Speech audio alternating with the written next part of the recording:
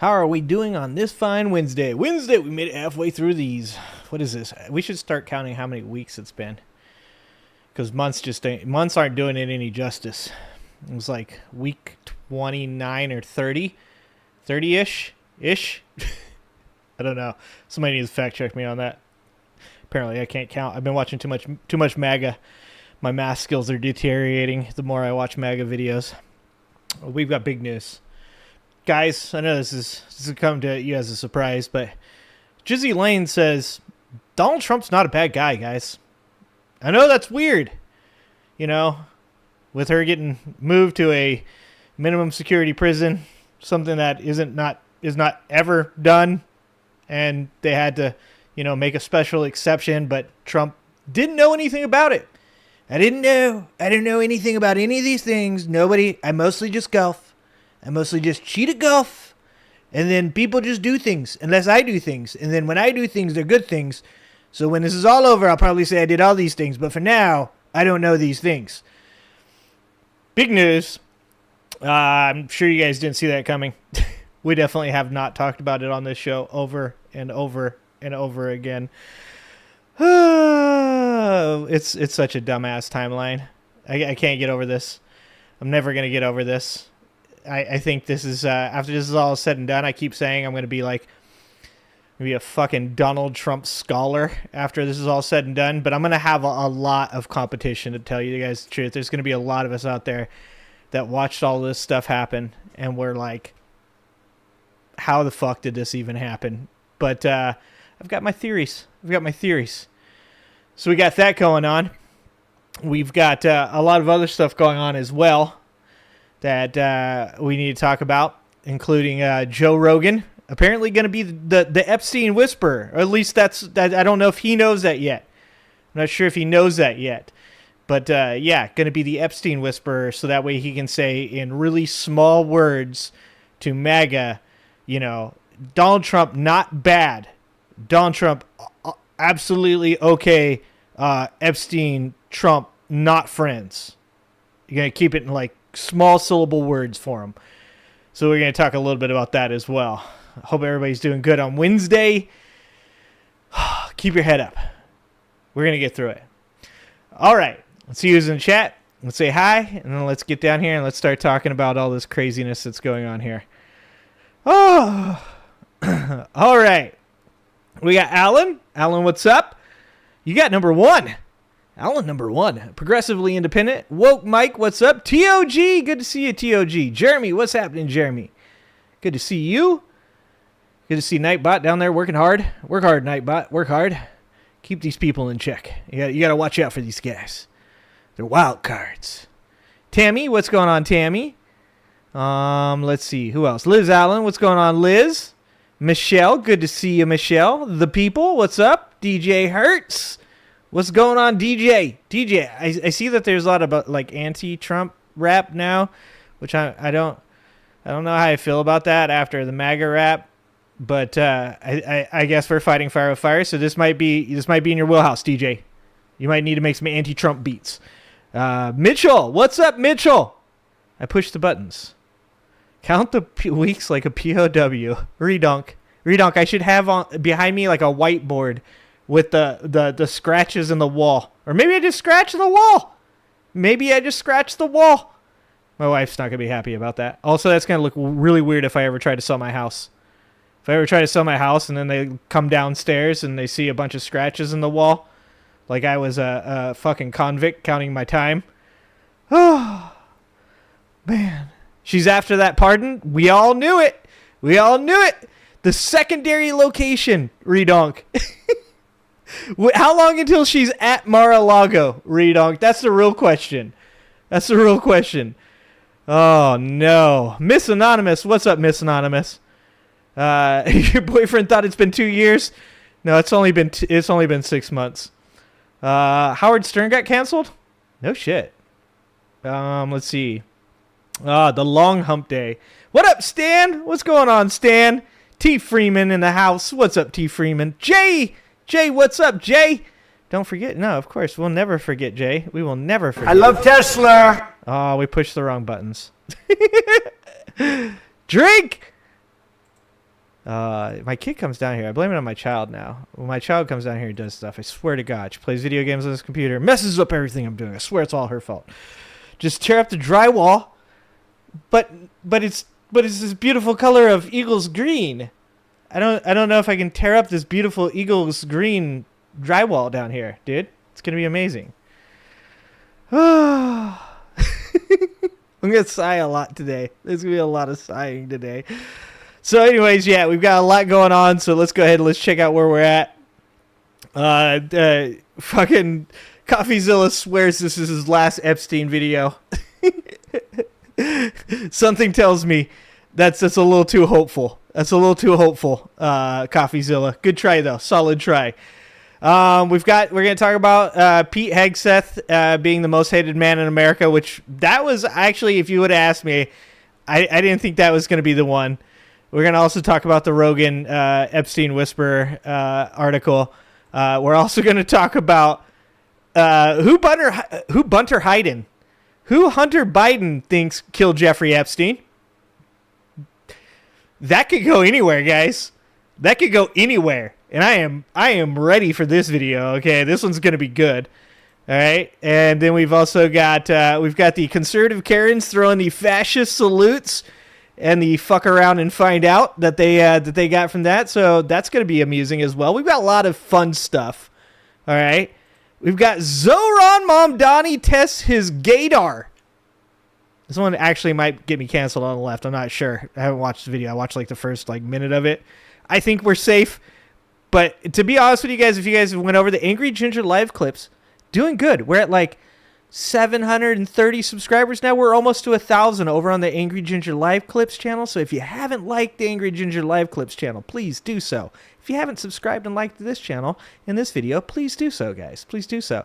So we got a couple back-to-back Zoran videos. We've got Elizabeth Warren showing some love to the Mamdani. Are they coming to the light, guys? Are they coming to the light? I sure hope so, because if not, we are so fucked. We actually have a Maddow video. I don't watch the Maddow videos, but this is like actually a good Maddow video, and I have a little pre-prepped. Is that redundant? We have a prepped clip to go along with something Maddow talks about here. We got Alex Jones says Trump tried to bribe him to stop him from criticizing him. I'm going to guess he didn't offer him money, but Alex Jones does need some money. I mean, he's still paying back like $1 billion now, so I wanted to watch this one. I have no fucking idea what this one's about, but fair and balanced here. I had a video on it, so I wanted to check that out. And then if we get to it, guys, I love Mark Maron. I don't know if you guys like Mark Maron, but I'm a big fan of Mark Maron. I actually got to see Mark Maron. Oh, it seems like fucking a lifetime ago. 10, 12 years ago, I saw Mark Maron actually live. I got to go and watch him, and it was pretty amazing. I liked Mark Maron. I've been a fan of him ever since. So he had some really funny things to say about Theo Vaughn and about Joe Rogan and a bunch of other people, too. And I really enjoy Mark Maron, and he's on the Bad Friends podcast. But this is a compilation of some other stuff that he said as well. So I wanted to talk about that stuff as well. You haven't seen Maron in a minute?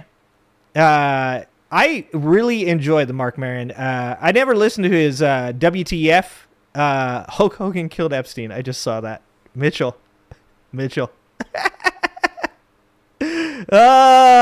Swift, what's up, Swift? What's up, Oz? What's up, Golf? Jizz Lane is the most innocent hoe that Trump has ever come across.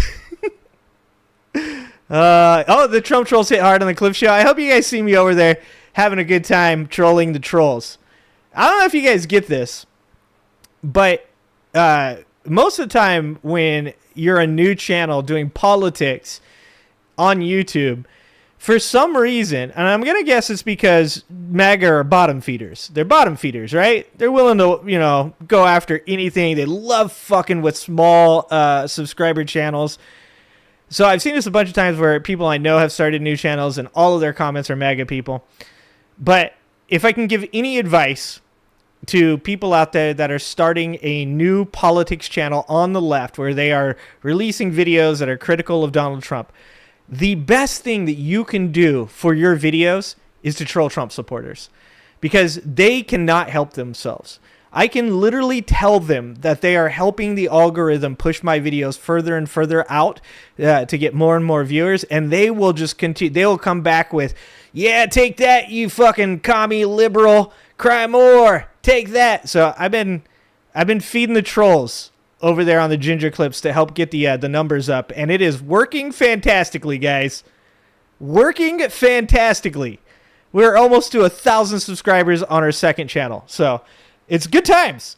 And you know, there's nothing more fun for me than explaining CPI to MAGA. I've been trying to explain CPI to MAGA since fucking Biden was in office.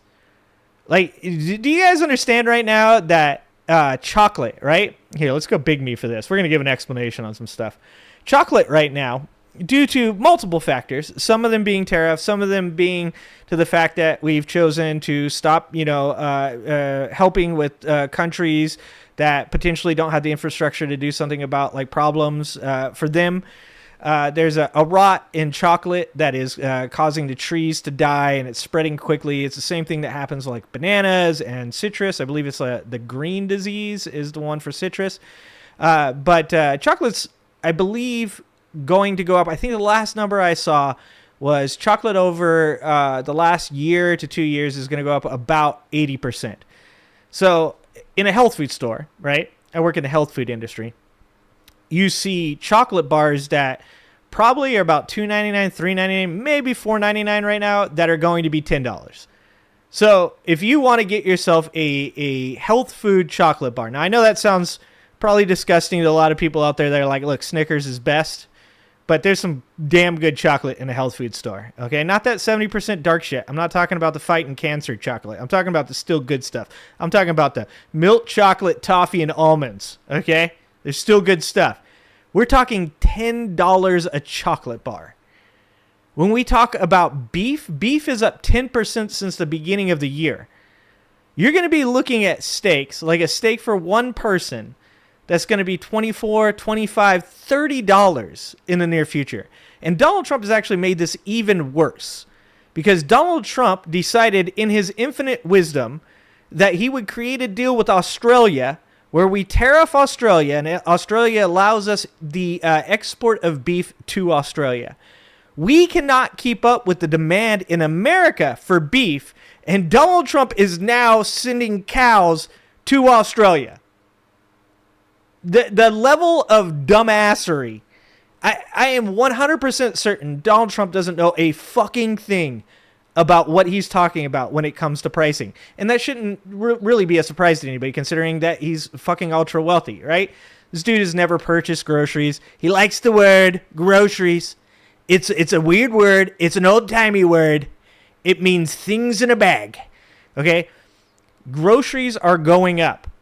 Energy is going up. Everything in this fucking country since January 1st, or I'm sorry, we'll just go since January 25th.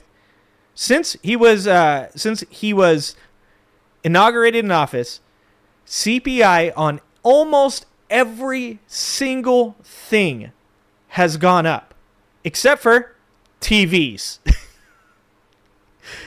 TVs since like 2022 have declined by about 30%. And if that doesn't say something about fucking America, I don't know what does. All right, guys? But I'm trying to educate these fucks to CPI and how CPI works. I also am trying to educate everybody to the fact that there are 3 large cities that right now have had their departments cut or defunded to the point that they are no longer reporting CPI. So, what is it? Buffalo, New York. Buffalo, New York is one of them. No longer reporting CPI.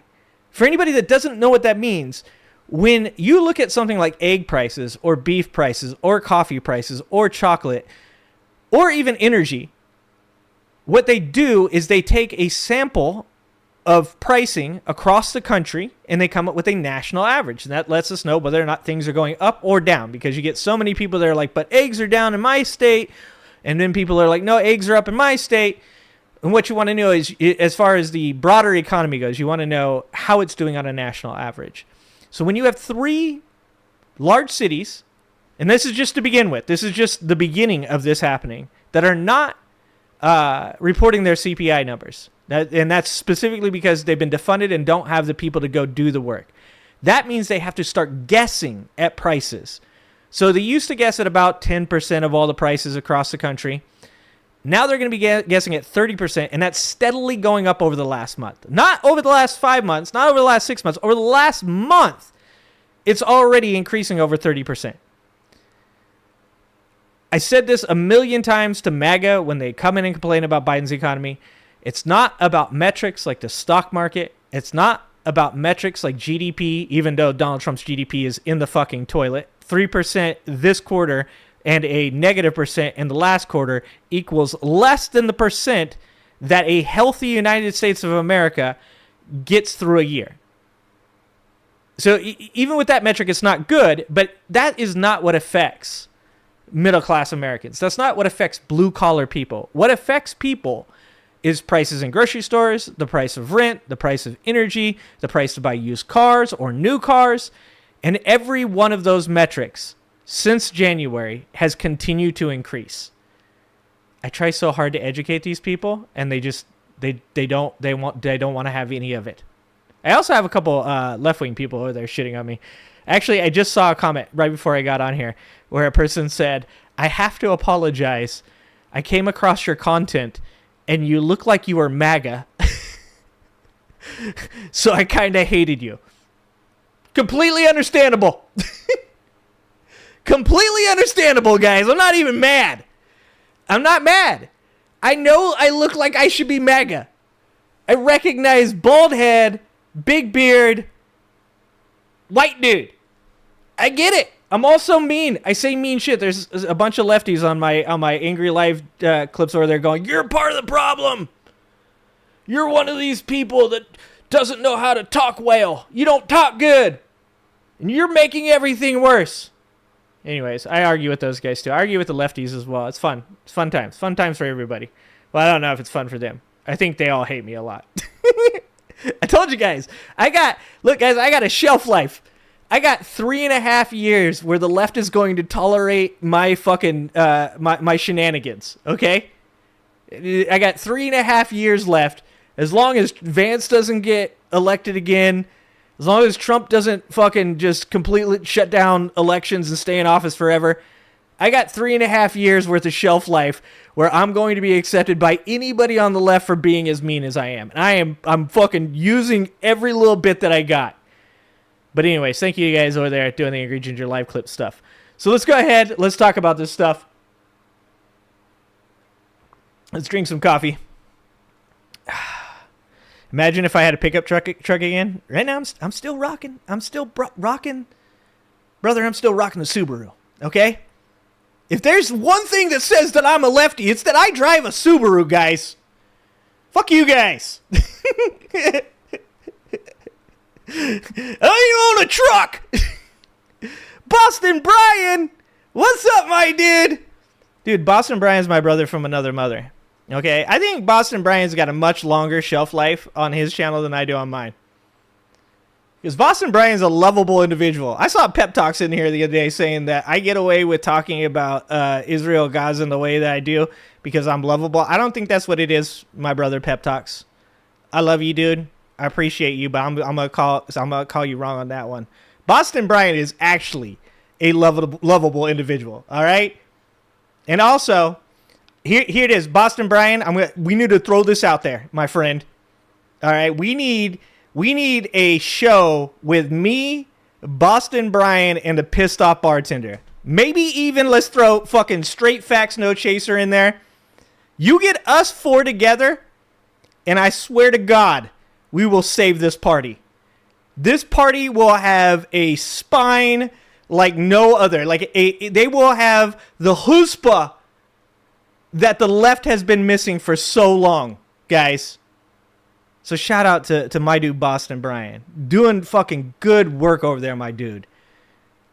When I first came on here, when I first started doing this shit, people, and I still get it. Like I said, I still get some people in my comments on the Angry Ginger Live Clip Show. I still get people that are like, you cuss too much. You say too many mean things. You make fun of them, you mock them, you condescend to them, and that's the same thing that got us in trouble the first time. It's not. It's not, guys. That's not what got you in trouble. Because I can tell you this. Before people like Boston Brian existed, I used to watch left-wing media, and I go, this is so soft. They like these fucking MAGA people talk so. They call them fucking pedos. The MAGA people say they drink the blood of children. They say Joe Biden's a skin suit and that fucking Bill Gates is putting robots in the vaccine to mind control people. Meanwhile, fucking Elon Musk is fucking actually doing it. And I would say that stuff and like, you can't be mean. You can't say mean things to people. That's not what we do. And ever since then, and speaking about another one, Diane Russell. Diane Russell, look at all the people here today. I love you guys. I am so appreciative. Another person on the left with a voice that needs to be heard, the 21st century suffragettes. Benny Loco, Diane Russell, spiking. Like, this is what the left needs. They need to go watch some fucking videos of George Carlin and reach down deep inside. Chuck Schumer needs to reach deep inside and find that place where the 1960s and 70s Democrats fought for civil rights in this fucking country. That's what they need. They need more Noam Chomsky in their life. They need some fucking Gary's economics in their life. They need 21st century suffragettes and Boston Brian in their life. They need Benny Loco. They need people that are going to speak the fucking truth with their chest. Honest people that represent what the people on the bottom, the blue collar people, the middle class people sound like. Because we don't sound like Chuck Schumer. We don't sound like Hakeem Jeffries. And that's where they lost. They lost because they lost touch. Because they thought reaching across the aisle, a la Bill Clinton, even my boy Obama, the capitulation to corporations, the taking of the money. We need more voices like IHIP. That's what we need. We need IHIP ladies. We need Boston Brian. We need the pissed off bartender. By the way, the pissed off bartender, rest in peace. He didn't die. He just lost his YouTube channel for like the third time. So catch my dude, the pissed off bartender over there on Twitch. Until he said he's gonna probably give it another go. But you guys know what I'm saying, right? And that's why I love having you guys here. I've told you guys since the beginning when I had people come through and say the things that I said they say. And I've called this audience because I want quantity. I want quality. Freudian slip. I want quality over quantity. I want people that fucking aren't going to be thin-skinned and lose their mind over somebody cussing. I want people that aren't going to just take the bullying from fucking MAGA and just be like, well, we have to be the bigger person in the room. I want comedians like George Carlin and Bill Burr. I want people that speak like real human beings. And I want people in office that don't take a bunch of fucking money and then not follow through on the things that they said they were going to do. I want to see people like the minorities in our country actually standing up and going, you know what? This fucking guy actually did something. He actually followed through with the shit he said he was going to do, or she said she was going to do. I want to see LGBT people saying, people hate me less because the country is doing better now. That's what I want to see. I want to see middle class people once again rising to be the engine of America. And you don't get that with soft language. You don't get that by allowing the people in your constituency to be bullied and walked over. You get it by saying harsh truths, and you say them loudly and proudly, and you do not fucking back down. All right. I've ranted enough. Cajun, I saw some... I'm sorry. I'm so bad I didn't do the super chat. Let me scroll back up. Sorry, guys. Sorry. Thank you for the $10 5-alarm fire. I'm curious how Fox would have covered Biden walking on the roof of the White House, yelling at reporters. Dude, 24/7. Not just Fox 5-alarm. Not just Fox. But CNN and MSNBC as well. They for a fucking month after Biden had dropped out of the race, still covered that debate performance. Jake Tapper's pussy ass, okay? P word. P word is female genitalia. Okay? His pussy ass wrote a book and then released that shit after Biden was out of office. Not just Fox. CNN, MSNBC, all this mainstream media shit would have covered it for months, talking about how Joe Biden has lost his mind. Joe Biden is cognitive decline. Joe Biden, we got to get him out. Oh my God, we're so embarrassed. We have secondhand embarrassment. That's how they would have covered it. That's how they would have covered it. Thank you, Boston Bryant, for the $1.99. Let's fucking go is right. That's what I'm talking about. Thank you so much. And then also, thank you, Wayne. Thank you, Wayne, for the 10 memberships. Thank you so much. I appreciate you. Thank you, guys. And thank you for everybody that's here. I know I missed some people. Cajun, I see you down there, Cajun. Janelle, I see you. Kevin, I see you. Enough with the soft language. It's time to start telling people that this is some bullshit. That this ain't normal. And you don't fight fucking Hitler by being like, well, when we get to the ballot box, maybe we'll do the rule of 5. Maybe, guys, you know what? We'll send him a strongly worded email. Can you imagine Hitler getting a strongly worded email? That's where we're at. Fuck that shit. Speak with your chest. What's up, Don Kron? What's going on? All right, let's get down here. I know I'm ranting. I'm not actually doing what I said I was going to do. Let's first talk about this shit right here. Americans hate only one person more than Benjamin Netanyahu. Look, go ahead. If you guys, okay, I kind of spoiled it with the name and the title. I kind of spoiled it. But if you guys, let's be honest, if you guys had to guess who the most hated person in America was, who would you think it was? I don't think I would have went with Pete. I would have thought, I don't know, who would I would have think Trump, but obviously not Trump, because half the fucking country, for some stupid fucking reason, thinks that Trump's actually a good person. I love the poorly educated. That he's a fucking genius. Person, woman, man, camera, TV. Elon! That's a good one. I would have gone, that's a good one. Elon Musk. What's happening, Dee? I would have went with Elon. That's a good call. Dude.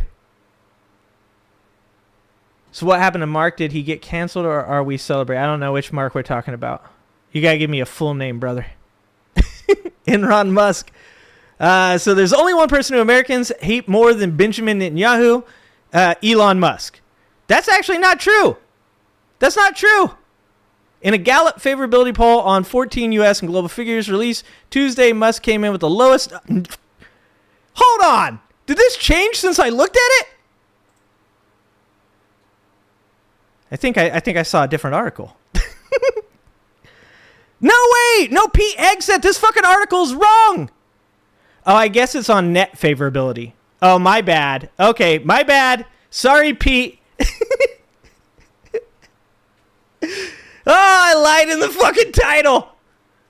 Clickbait. Stephen Miller. I don't think enough people know about Stephen Miller, Michael. Mark Maron. No, I love Mark Maron. Mark Maron's my dude. Mark Maron's my favorite. Well, not my favorite. He's one of my favorites. I love Mark Maron. No, Mark's good. All right. Among 14 prominent U.S. and global figures, Pope Leo finished first. That's a good one. That's a strong one. Followed by Zelensky. Didn't see that one coming. We got Pope Leo and then Zelensky. Bernie Sanders. The top 3 most favorable people from net favorability, guys. Okay, I'm going off of just favorability here, but net favorability. We've got Pope Leo, Zelensky and Bernie Sanders. If you asked me what the top 3 people in this country were that were liked by these Americans, this is restoring hope for me. Guys, I'm about to claim that the fucking 2024 election was stolen. I'm like about to fucking say it, seeing fucking this shit going on. Apparently Macron, he's up there with a 30. This isn't Robert F. Kennedy Jr. doing better than Trump, which goes with my theory that they're positioning Robert F. Kennedy Jr. to be the head of the America Party, Elon Musk America Party. Okay, Joe Biden came in over RFK Jr. That Joe doing pretty good actually. Joe actually only below Bernie Sanders for favorability. Gavin Newsom at a 30. That's tough news for Gavin. But Pete Hegseth is a 26. Look, net favorability, whatever the fuck you want to say. I'm going 26. He's the lowest favorability on this fucking chart. All right? Elon Musk is a 33. He still has more people that thought he was favorable than Gavin Newsom. And apparently Macron as well. Fucking Marco Rubio hanging around at a 31. And let's just be honest. Donald Trump should be at the bottom. And he is at the bottom when you take a look. When you look at the 2 bottom people that total unfavorable percentage-wise, right? You're talking about Elon Musk and you're talking about Donald Trump. As far as unfavorable percentages, you've got BB at 52, you got Donald at 57, and you've got 61 for Elon Musk. But when you're talking about just straight up favorability, Pete Hegseth at a 26. I'm sticking to it. Guys. Rubio is down 24 points from a positive 8-point net favorability in January. That's because nobody knew who Marco Rubio was. They're like, sure, he sounds like a good dude. He's probably an immigrant. They're like, sure, let's give him a 32. Net favorability in January to negative 16 in the latest poll, which Gallup suggests could be linked to his key role in shutting down U.S. aid. Musk, who is also precipitously down 24 points, now has a nearly 2-to-1 negative image. 33% of people surveyed viewed Trump's ex-boyfriend forever. That's what it means, not best friend, it's boyfriend. Ex-boyfriend forever. Favorability, and 61% viewed him unfavorably. Trump, Kennedy, and Vance have all experienced declines of 13 or 14 points since January. Biden, who also has a net negative favorability, tied with Vance for negative 11. Tied with Vance! Is actually slightly up in favorability since January, likely due to the fact that he's not the president anymore.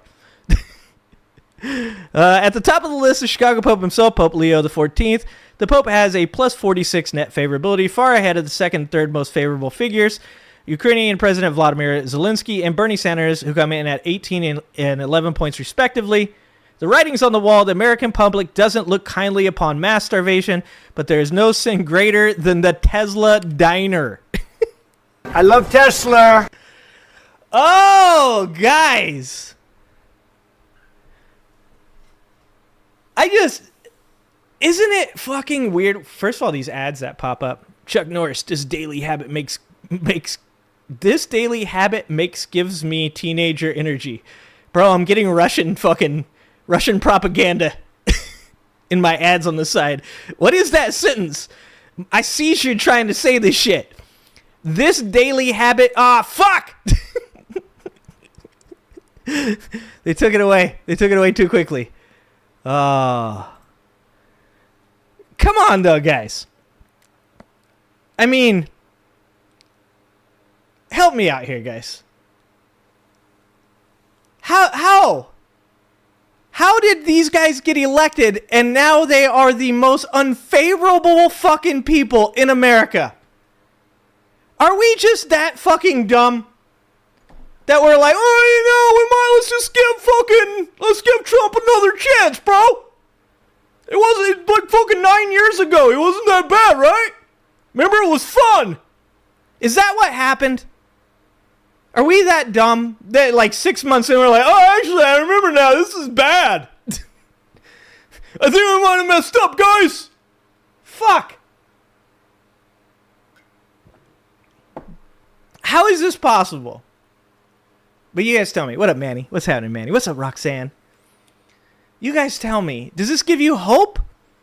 I mean, we're what, 3 months out from the midterms, right? For voting on the midterms.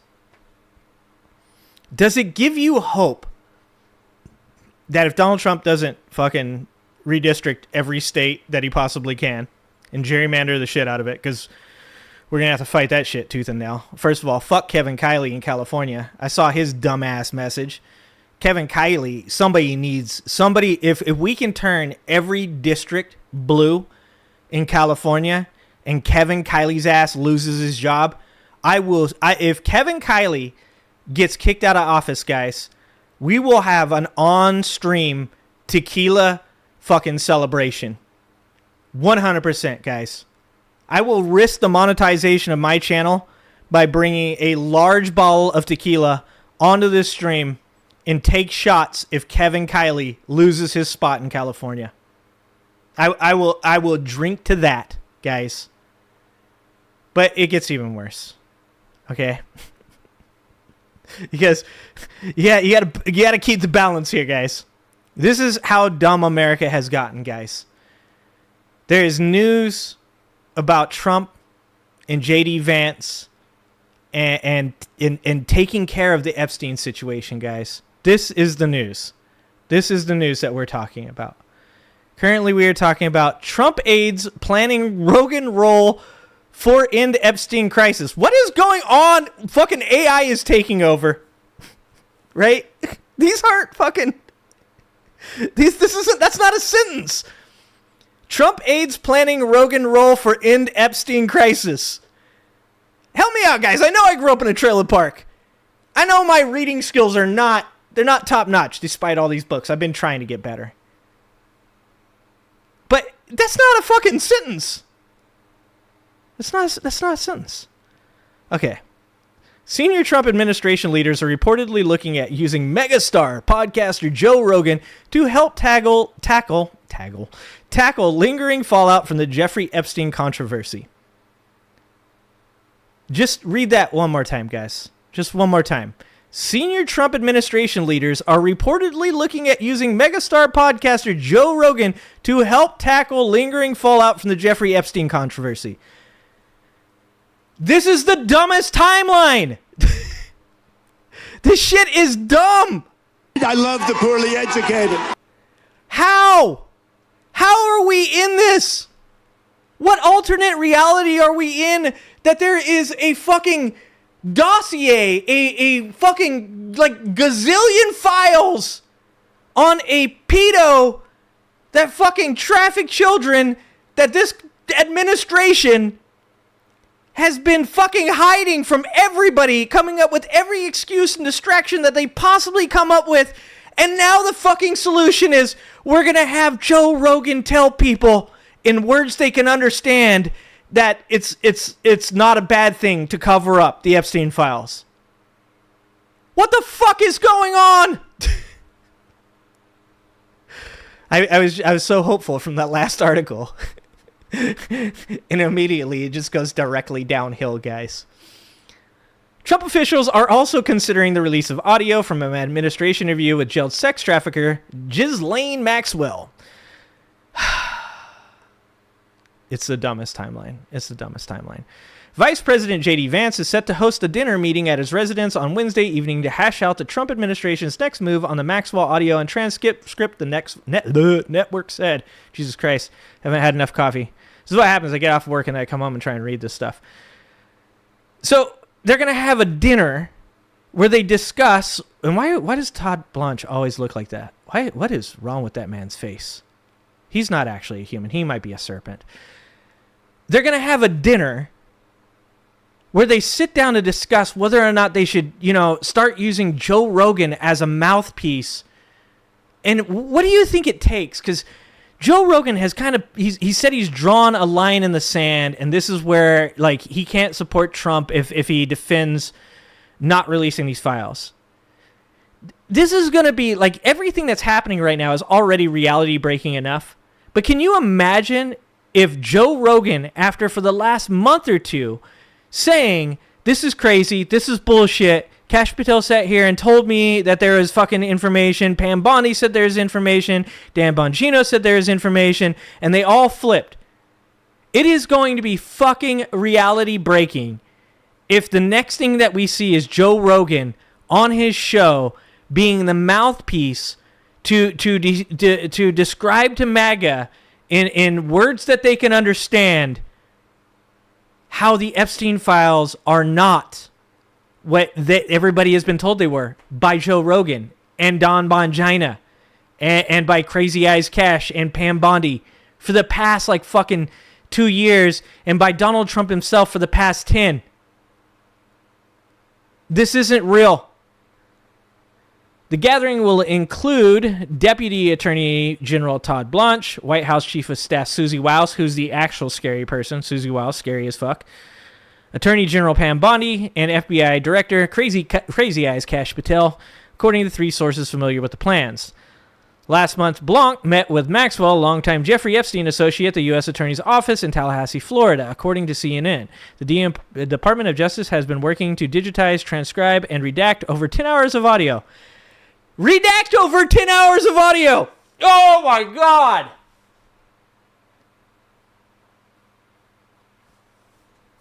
They're like, they're just gonna play. They're just gonna play Ghislaine Maxwell saying, it's gonna be like an AI voice. It's gonna be like, Donald Trump's a good person. It's gonna be like a South Park voice. Donald Trump never did nothing. Donald Trump's one of the best human beings I've ever met in my life. Actually, I'm doing like a young Michael, which is appropriate, actually. Not ironic at all. Guys, they're going to redact over 10 hours of audio, and they're going to play her just being like, it's going to be like, so one of the people I saw was Bill Clinton. One of the other people that I saw coming to the island was Obama. No, I'm sorry. It's going to be Obama. What the fuck is going on, guys? Hello, I'm Maxwell. Don't always eat vegetables. They're ignorant. Oh, dude. What up, Angela? Oh, dude. How is this? Donald never cheated at golf. It's going to be like a Donald Trump speech where he totally goes off. Donald Trump bombed Iran and completely obliterated all their nuclear facilities. Holy shit, guys. Oh, fuck. We joke about this shit is going to happen. 2 sources told the network that all but Vance are the core players shaping the administration's ongoing strategy regarding the Epstein files. Among the options under discussion is a media blitz led by Blanc. 3 people familiar with the internal talks told CNN that aides have floated a press conference or a podcast appearance with Rogan, who endorsed Trump in the 2024 election, but has also criticized the administration's handling of the Epstein case. Oh my God, dude. Who's next? Fucking Theo Vaughn? God damn it, dude. I watched a video the other day of Theo Vaughn talking about Palestine. I don't know if you guys know who Gabor Mate is, but he's like this fucking amazing therapist. He's just like one of the nicest human beings ever. And Gabor makes Theo Vaughn cry on camera talking about the Palestinian children. And like Theo cries, and I'm like sitting there going, motherfucker, you had JD Vance on your fucking podcast like a month later. You're crying for Palestinian children, and then you're literally talking to JD Vance like he's your buddy like a month later. And there's this fucking video, and we'll play the Mark Maron making fun of Theo Vaughn for this shit in a minute. You have Theo Vaughn going, he makes a video, and he goes, you know, guys, I have to say something, and maybe it's not my place to speak. But what's going on, in Palestine, in my opinion, now you don't have to have this opinion, but in my opinion, guys, it just feels like a genocide. I'm like, you sweet summer child.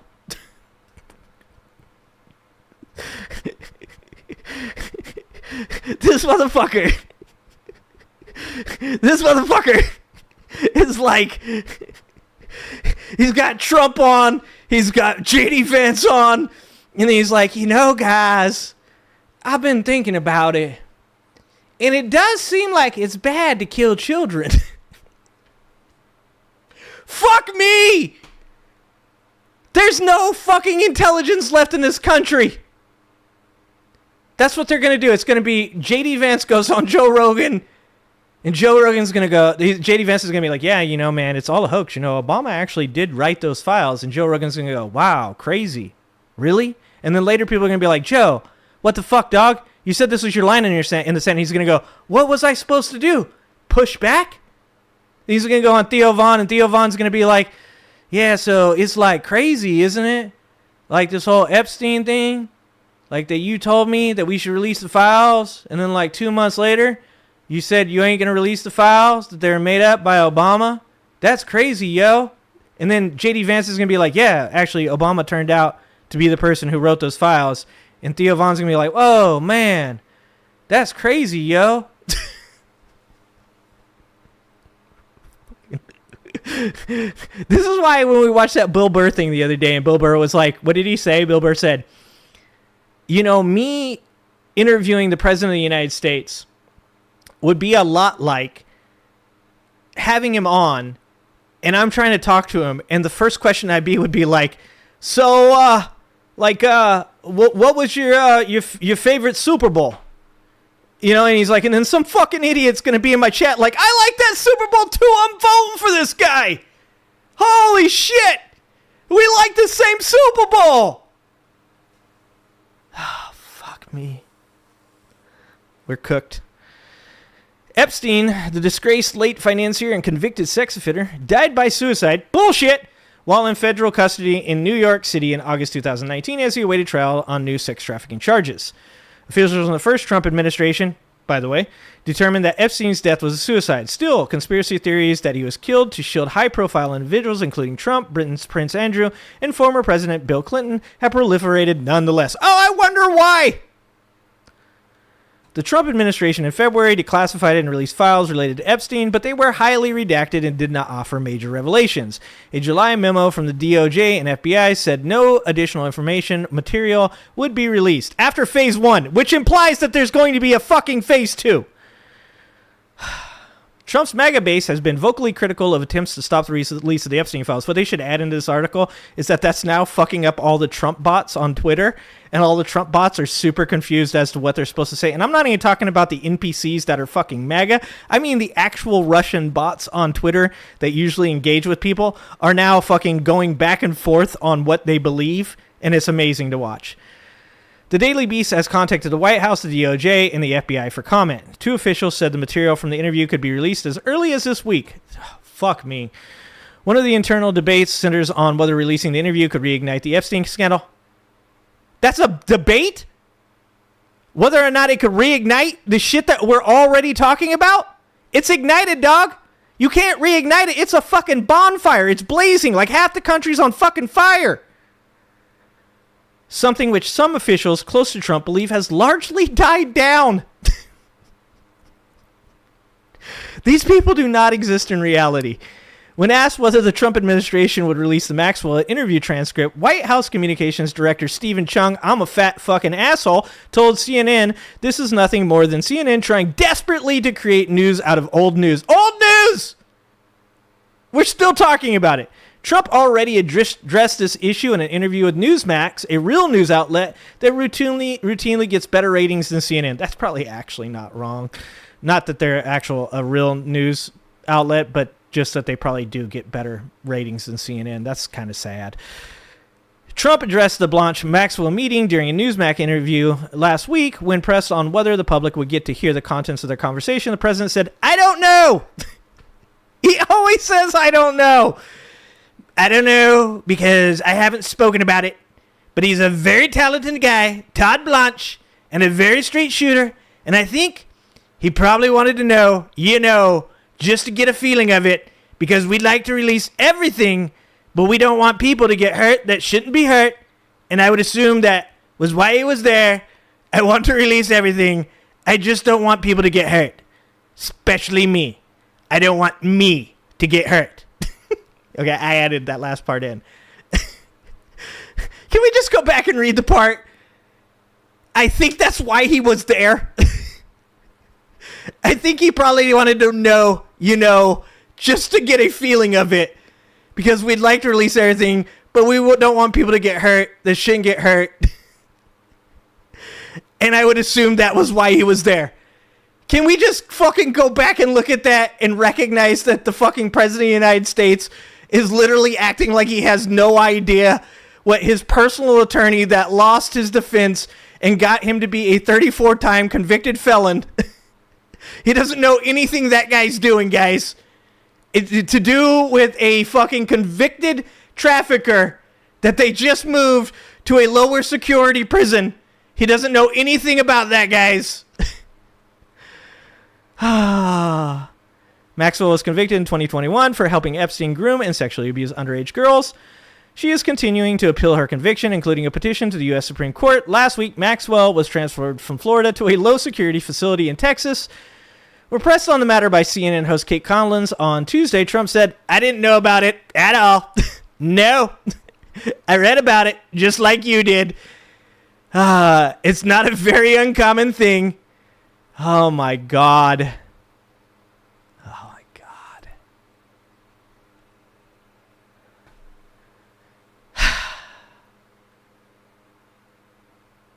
Manny says, I saw the boys crashing out. I forget the guy's name who runs it in Moscow, but he was also tied to the whole motley crew down there in South Florida. He fled to avoid charges. Oh, I'll have to check that out. What is going on, guys?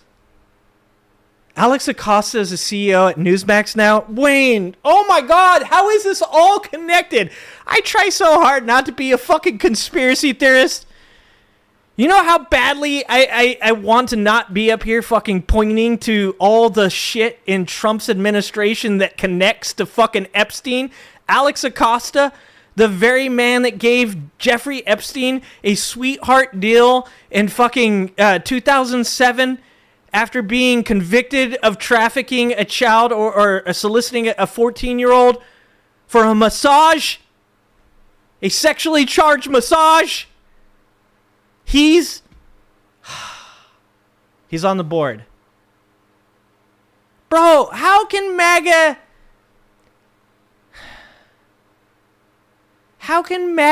Like, how can you live with yourself knowing that all of these people, from Howard Lutnick owning Epstein's property that Epstein owned, Donald Trump having fucking a history with Epstein that goes back decades, him saying that Ghislaine Maxwell, that he hoped her the best, Alex Acosta, like every one of these people, they all have some type of fucking connection. Even Peter Thiel has a connection with Jeffrey Epstein. Like, how can you look at somebody like Hillary Clinton and be like, yo, look at all these like connections to these people that died in these weird ways, and you're like, that 100% means that she paid off assassins to take these people out. And then you look at all of the shit connecting Donald Trump to Epstein, and you're like, nothing to see here. Fucking you guys got TDS. TDS, brother. I guess I do understand. I guess I do. I love the poorly educated. Am I the only one? The whole world gone crazy! Am I the only one around here who gives a shit about the rules? It feels like I am.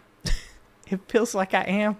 This is all I got to say to these motherfuckers. I'll take it away from you and stick it up your ass and pull the fucking trigger till it goes click. He's a patter ass, guys. He's a patter ass. No. He's a sex offender with a record. When he moved to Hollywood, he had to go door to door to tell everyone he was a petter ass. It's true. It's true. Allegedly. All right. All right. Let's get to it. Let's watch the videos. I've ranted enough about the news. Try plugging it in. I don't know that a lot of people know this. The original Trump derangement syndrome because this is how far I go back with mocking Trump and Trump supporters, right? The original TDS comes from the left saying that people that walk around with Trump hats and Trump shirts and they'll support Trump no matter what have Trump derangement syndrome. And I don't think a lot of people realize that that's where that came from. That originated as a mocking slur of sorts for MAGA, and somehow those motherfuckers absconded with it. It's like, you know, it's like taking the N-word back. They're like we're taking the power. It's like when those fucking idiots on Fox News were like, we're gonna call ourselves Nazis. What up, Nazi? God damn it, dude. I can't. What is going on? I love the poorly educated. Oh, look at my African American over here. Look at him. What's up, my Nazis? Jesus Christ. Jesus Christ. I don't know what to say. How did we get here? Anyways, let's watch a video. Let's watch Hunter Biden talking to Andrew Callahan. Thanks, Etch. Appreciate it. I need to go to my yurt for a weekend and connect with my aura. Thanks, Redonk. Thanks, Redonk. I appreciate the advice. I do need a yurt. I think I need to get in touch with my hippie roots. I think I feel like I need to get in touch with them.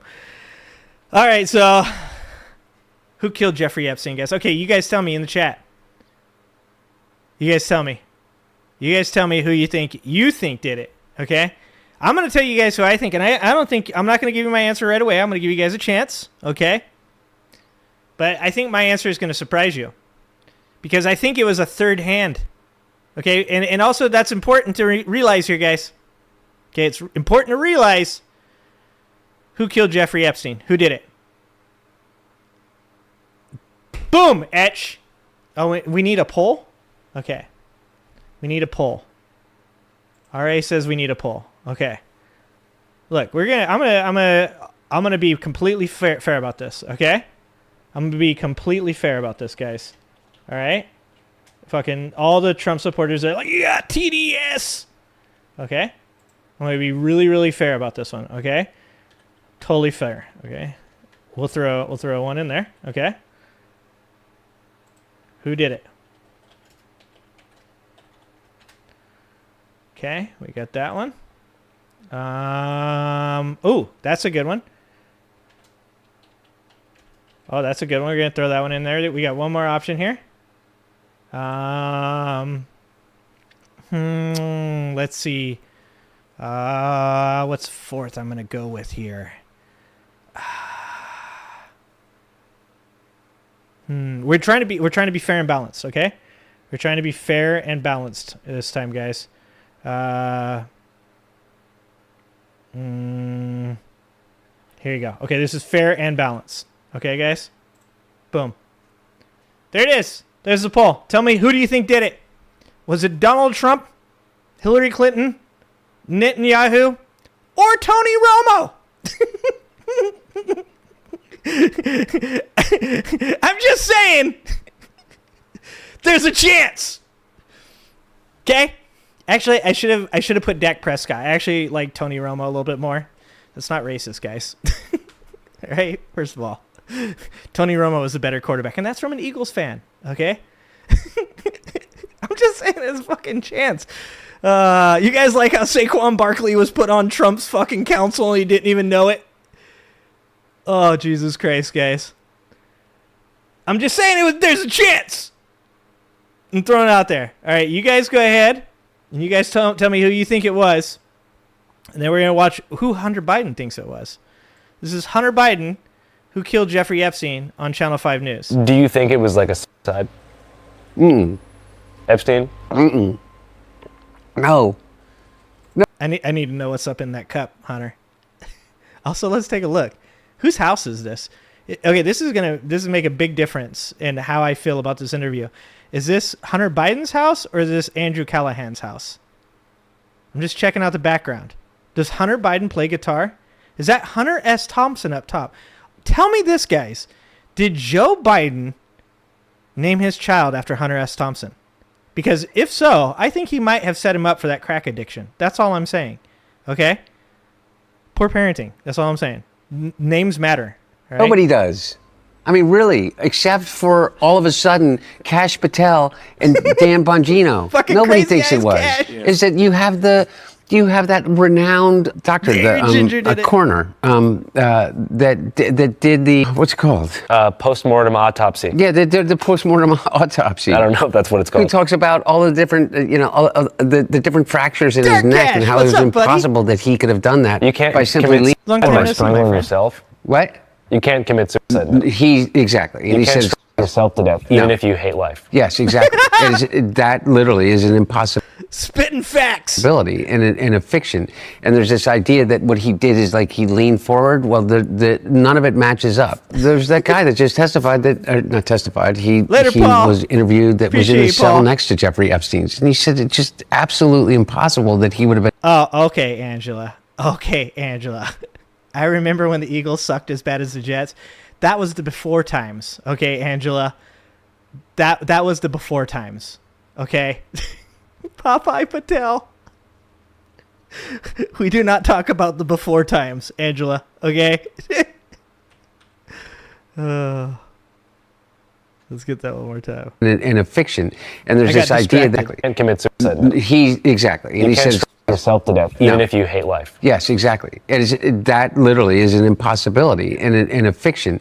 And there's this idea that what he did is like he leaned forward. Well, none of it matches up. There's that guy that just testified not testified. He was interviewed that was in the cell next to Jeffrey Epstein's. And he said it's just absolutely impossible that he would have been able to do that. Now you have the tape that comes out.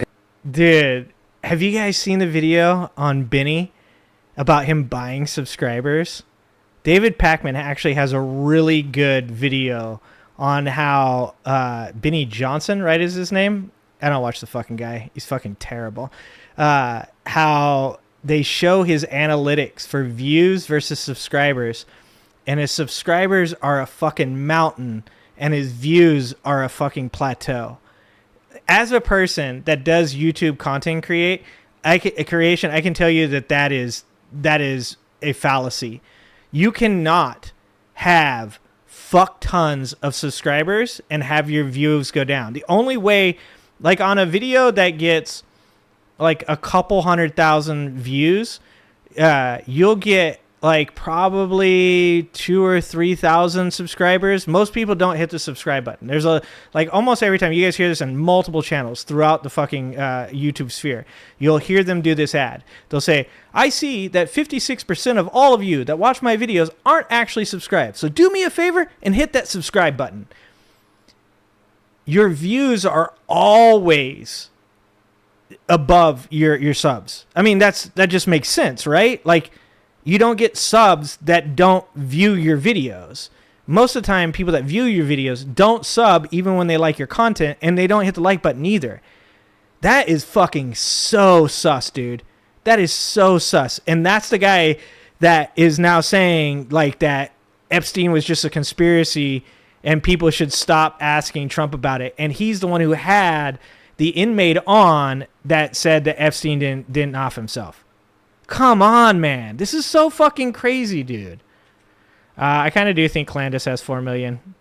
She's, I believe a lot of MAGA people jerk off to her, to be honest. That not testified. He was interviewed that was in the think cell that's next to actually Jeffrey possible. Epstein's. And he said it's just absolutely impossible that he I mean, you guys might not want to think about that, but that's about 4 million MAGA members just jerking off to Candace Owens. That's all I'm saying. would have been able to do that. Now you Fire have on the fire. tape Thank that you for comes the out. And it's memberships. not just 1 minute missing from the tape. It's actually 3 minutes from the tape has been Well, you overwritten. know that's standard protocol at the most. That shit was MAGA. MAGA. It was MAGA magic. MAGA magic, guys. Watch it. Impossible that he would have been able to do that. Now you have the tape that comes out. And it's not just 1 minute missing from the tape. It's actually 3 minutes from MAGA magic, guys. the tape has been Well, overwritten. you know that's standard protocol at the most secure facility in the country. Well, that yeah. I mean, it's and just that alone, you have someone that everyone absolutely knows that if anything happens to him. I'm still mad at those Trump supporters that shared that picture of Obama with Anthony Bourdain, and they were like, yo, look, Obama had lunch with Jeffrey Epstein. And I was like, you motherfuckers. If that was a troll, that was actually, they finally got to me. Like, MAGA tries to troll me and they never know how. But if that was a troll, they actually got me on that one. Because I was like, you motherfuckers did not just call Anthony Bourdain Jeffrey Epstein. I will fucking find you. You're going to be accused of a gigantic cover-up. And he dies, and the guy that is his co-conspirator in France, what's his name? He just happens to, commit suicide or, died in mysterious ways in prison. Got TDS, and, brother. The woman who's living in Australia, she commits suicide just before that. I mean, look. Again, I'm feeding into the conspiracy, but clearly, I mean, who believes that he killed himself? Nobody. Nobody. Not even MAGA supporters. Except for now they do. The Twitch guy over there is like, fuck TDS. There's no fucking Epstein files. He does love the poorly educated. I love the poorly educated. Oh, these fucking morons. I've never met anyone who does. But, I mean, to be fair, let's keep it real. He was in a pretty bad situation. It's not like he's in a situation which you wouldn't be suicidal in. I mean, he's being tried. You know what kills me about this more than anything? What? Is in any way agreeing with Tucker Carlson. Yeah. It kills me. And that's the thing that's just doing I'm like, oh, I don't want to feed into this. Yeah. So just from the political side, who am I to know whether he killed himself or not? I don't know. I mean, I don't know. Who do you think would have killed him? Like Lying ass. CIA mercenaries or something? Oh, here it is. This is where the poll comes in, guys. Was it Tony Romo? No. I don't know. Other inmates? That's anticlimactic. Come on, throw something out, Hunter. Dude, this is where when Trump gets tossed softball questions, when they're like, did Jeffrey ever work with you? And he's like, no. Or they're like, no, they asked him if he remembers her. Do you remember Virginia Giuffre? And he's like, no. And you're like, oh, he dodged a bullet. And then he's like, no, actually, yeah. Actually, now that I think about it. Actually, now, it turns out, yeah, she was like 14. Giving people massages. And then Epstein stole her from me. Totally not weird. Totally not creepy. This is that moment for Hunter. Let's see if Hunter throws in a no, but then follows it up with fucking Trump did that shit. Let's see if that's what happens. I mean, I don't know. Who do you think would have killed him? Like CIA mercenaries or something? No. I don't know. Other inmates? Inmates you mean like a ninja? Are we like in a... Somebody killed him in a 3-minute window. Movie now? What? I mean, somebody killed him in a 3-minute window. It was Tom Cruise in Mission Impossible. Oh, there it is! He threw it out there! Tom Cruise! Fuck! I should have put Tom Cruise in the poll. Why did I not put Tom Cruise in the poll? What the fuck, guys? This is your guys' fault. This is not my fault. Okay? Alright? This is clearly on you guys that we didn't get Tom Cruise in that. I mean, somebody said Tony Romo. It obviously wasn't me. I mean, it obviously wasn't me. Obama? If Trump was asked who did it, Obama. Yeah. Also, other inmates don't accuse child molesters. Yeah. Well, look, I don't think it's very hard, at least from my years of watching Hollywood prison movies. Yeah. For something, my whole experience with the prison system. But it seems, at least from other events, that getting to somebody in prison isn't as hard as you think it would be. But I don't know. I mean, I just don't. I think. I think that's wrong on that one.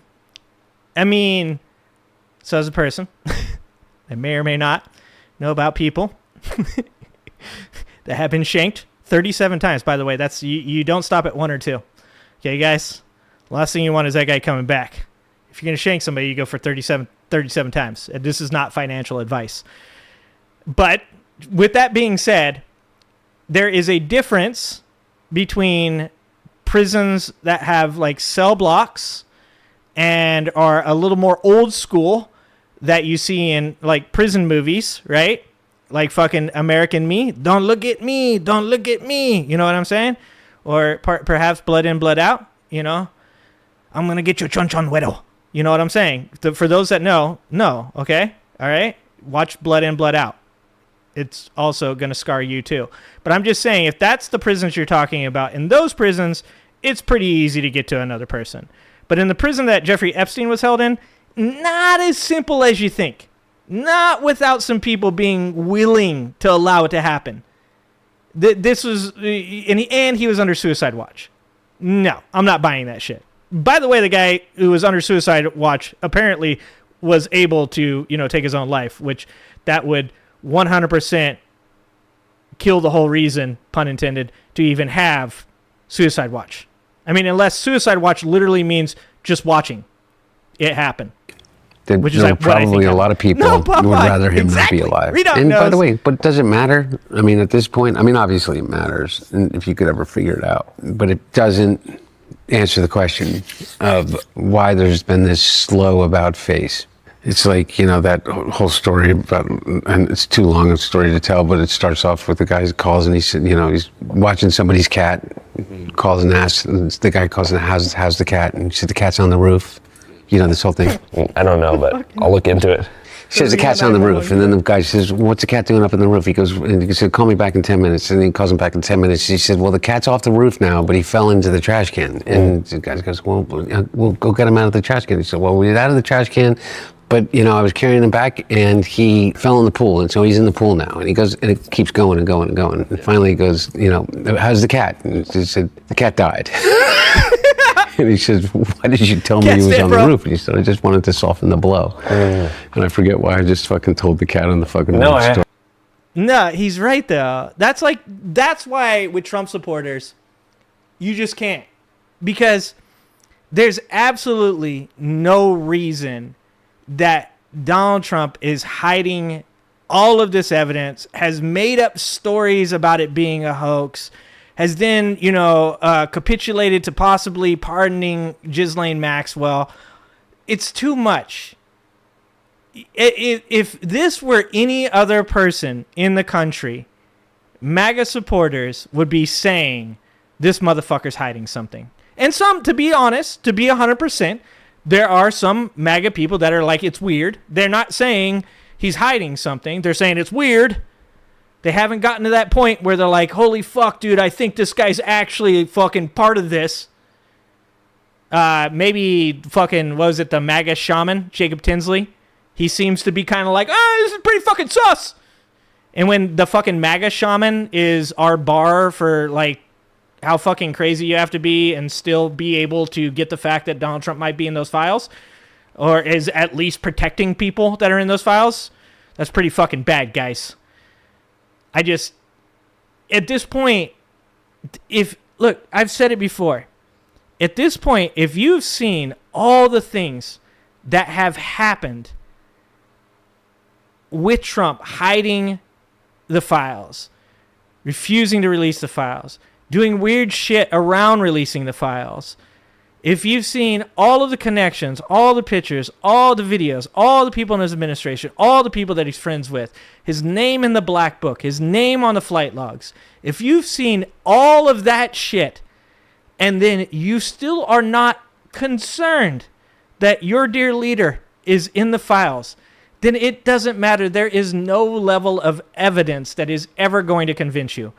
Because you can literally see a video of Donald Trump and Jeffrey Epstein doing something that they're not supposed to be doing, and you're going to find a reason for why it's not real. You're insane. You're broken.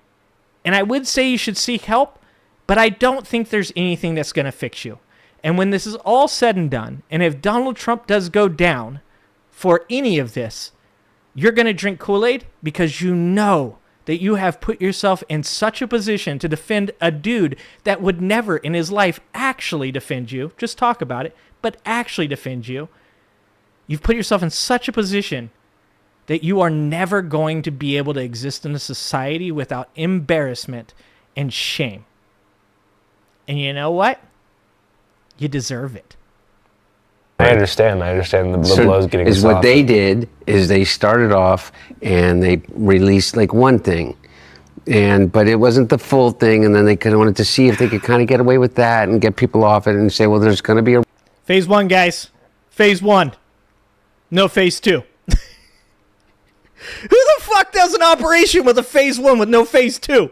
round 2 of this, and I didn't get it from the FBI, and the Southern District of New York has all the files, and of course it's the Southern District of New York, a bunch of liberal commies up there. You know, we're going to get them under heel, and then when Cash gets in, he's going to be able to figure it out, and old Danny Boy is going to go in, and he's going to, you know, shake the trees and make sure, and then they get that, and then those guys go on TV and they say, well, no, there was definitely not a suicide. It was definitely a suicide. It was clearly a suicide. Sorry, I'd be the one to tell you otherwise. And then, like, until the point where they thought that you could just kind of like slide this in on a Friday at midnight and see what happened, that they're not going to do anything more. Yeah. Like, that's it. We just heard the end of the Epstein story.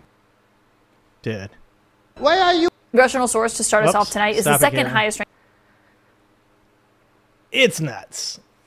I mean, fucking Hunter Biden, after going on like a crack bender for like the majority of his life, is like, even to me, this is fucking crazy. Like, MAGA is so far down below the bar now that ex-crack addicts can come out and be like, yeah, dude, I don't know, it's fucking crazy to me too. That fucking Jacob Tinsley, the MAGA shaman who did like 2 years in prison for being an absolute dumbass, is like, you guys are crazy. If you are below that bar, if you think that at any point that you are in some way making any sense at all by defending Donald Trump keeping these files from coming out, you are fucking broken. You're insane. You the two brain cells that are left probably from your cousin, sister, fucking your uncle, brother. All right? Like, that's the two brain cells that they imparted to you. Those two brain cells are embarrassed to be housed inside of your skull.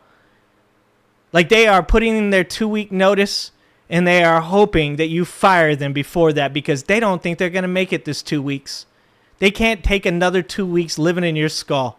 They're hoping that you fucking get a hold of some bleach and just end it now, because at the end of the day, those two brain cells can't deal with any fucking more. It's insane. Insane how crazy these people are. We'll see what happens when it goes down with Trump. So let's see. We've got a couple more. Let's see what else we got here. Let's stay on Epstein for a minute, and then we'll get to the conservative Karen's video. That's amazing. But for now, let's watch the CoffeeZilla. He says this is his last video. I don't believe him. But this is CoffeeZilla talking about Jizzy Lane saying Donald Trump's a good person. It just so happens that I got moved to this minimum security prison and possibly am going to get a pardon. It has nothing to do with me saying that Donald Trump is a good person. He doesn't even know about it. You guys are crazy. Anyways, this is CoffeeZilla talking about this. Like I said, right now, me and CoffeeZilla are fucking on the same wavelength. Just the insanity of watching America get dumber and dumber by the fucking moment. Like, it's like I said, at this point they're gonna make Joe Rogan their fucking mouthpiece to come out and explain to MAGA in 3 short grunts that it was all a conspiracy and that Epstein took his own life. Checks out, guys. Ghislaine Maxwell has cleared Donald Trump's name while awaiting her pardon. This is new from ABC. Ghislaine Maxwell told DOJ Trump never did anything concerning around her. Now, notably, Trump has been asked whether he's going to pardon. Never. Every time, remember, what was it? Trump hangs out with the staff This is how dumb these people are. These people, when you say Trump would go to Epstein's house, and they go, he always hung out with the staff, bro. Yeah, he'd fucking just eat in the kitchen with some dude in the kitchen. Yeah, that happened. Like, holy fuck. It's mind-blowing how stupid these people are.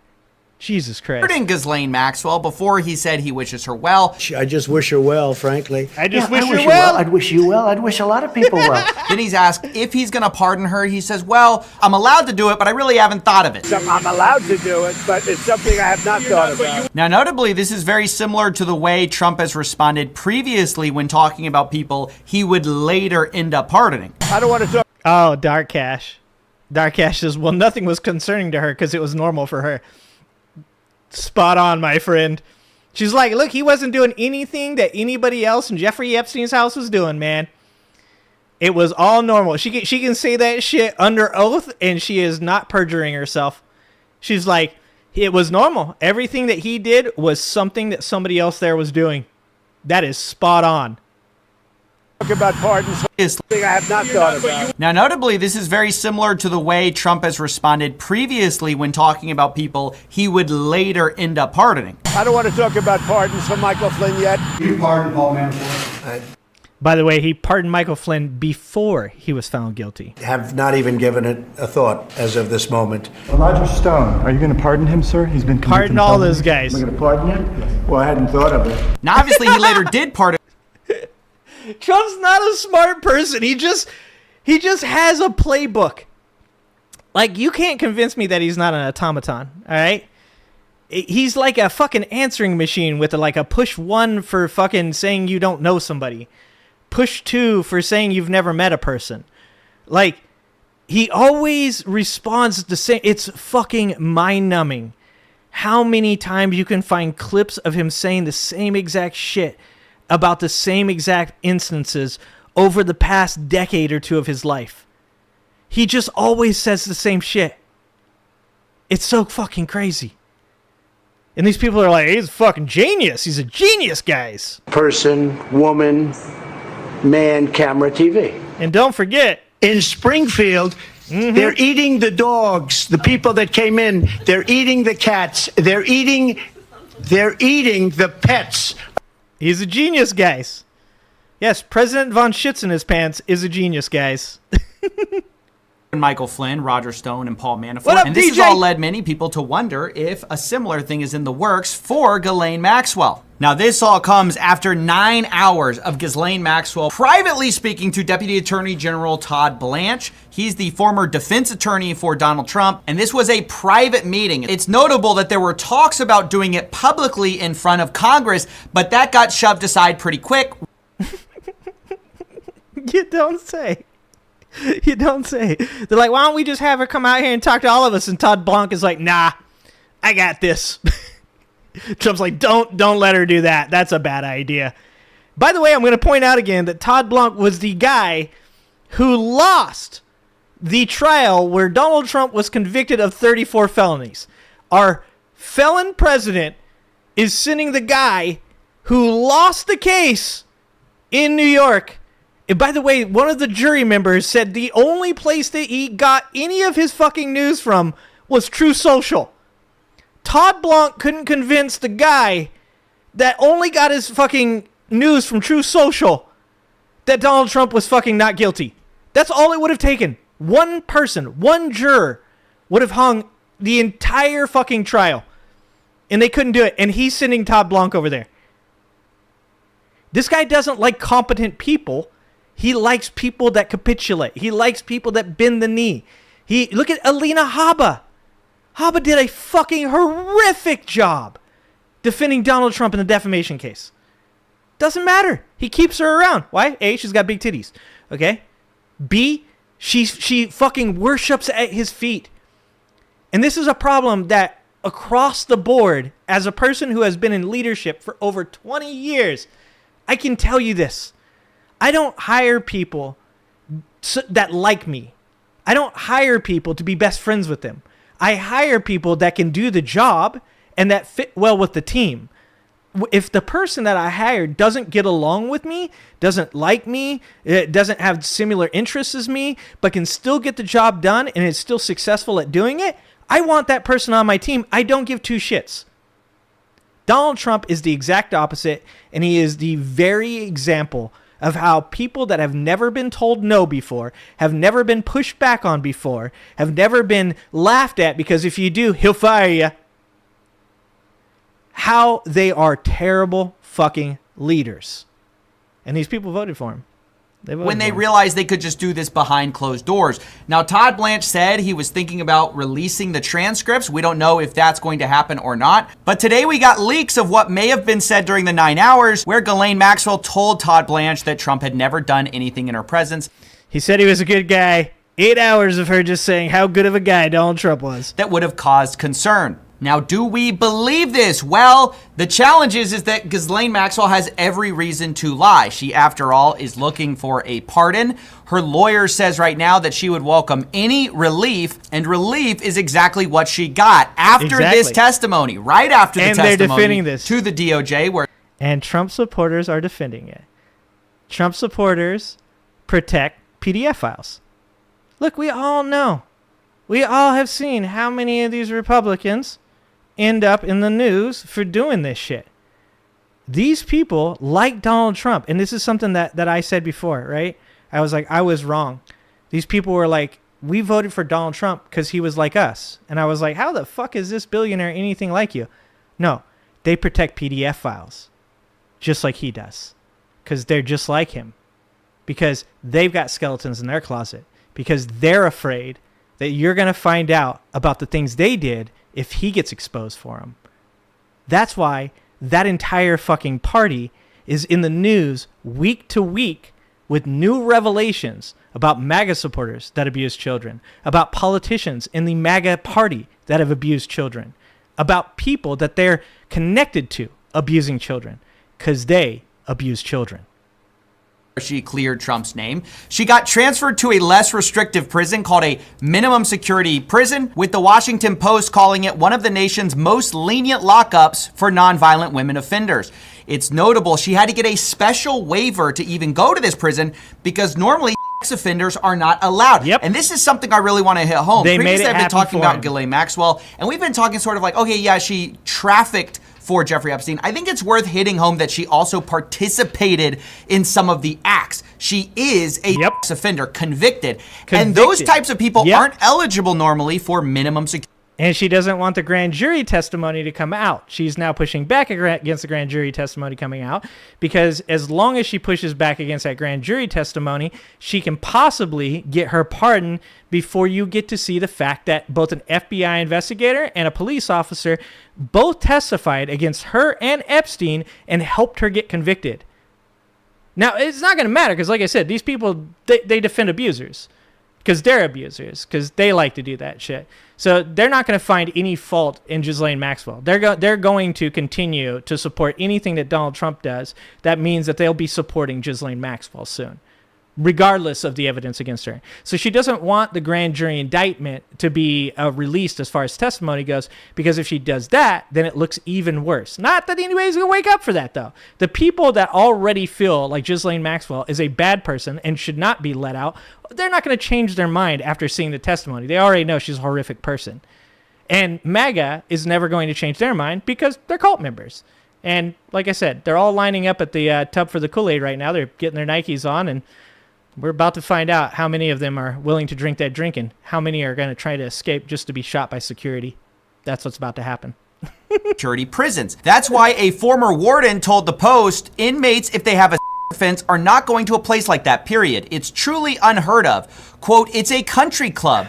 Someone gave special preference to Maxwell that, in my knowledge, no other inmate currently serving in the Federal Bureau of Prisons has received. So she is getting special treatment for something. We don't know exactly why. She had to get a special waiver for this, though. This is not something that everyone gets.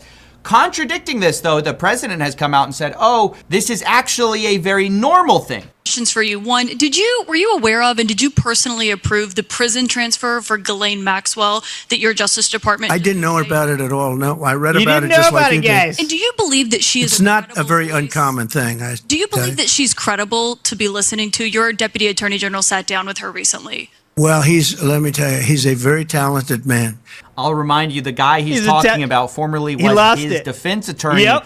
And her question, which never really gets answered, which is, can we trust Ghislaine Maxwell, actually is an important one because previously she was charged with perjury. This was in connection with her 2016 deposition. Perjury just means she was lying under oath. Quote, in 2016, while testifying under oath in a civil proceeding, Maxwell repeatedly made false statements, specifically about certain specific acts and events alleged in the indictment. So, can we trust someone who previously our government charged with making false statements when specifically these false statements made?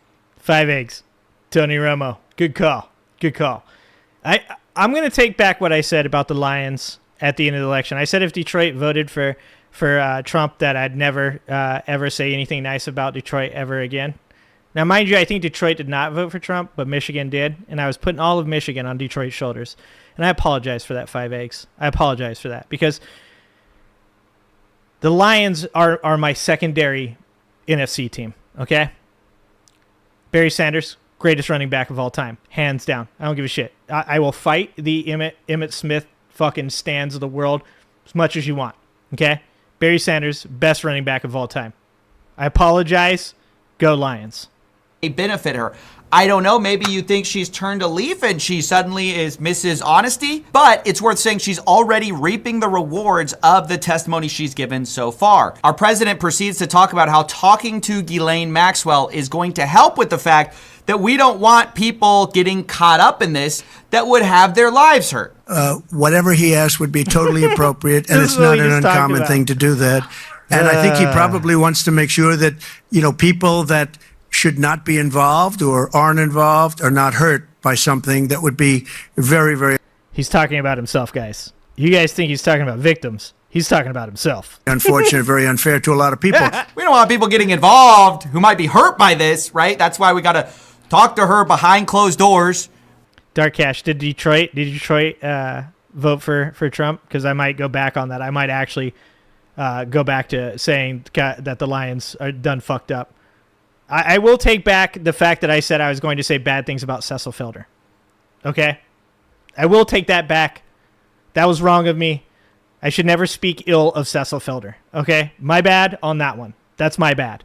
We got to give her preferential treatment, right? Because we don't want anyone who might have been otherwise implicated in this falsely Fritz to get implicated, Lions. Right? We want to make sure their names, whoever they are, whatever mysterious person they are, do not get implicated in this. And obviously that goal of Maxwell clearing certain people is being achieved here with her now clearing Trump's name with a possible pardon on the line. Now, I do have to say, it could be the case that he didn't have anything to do with it. Okay, Dark Cash. I'm going to trust you.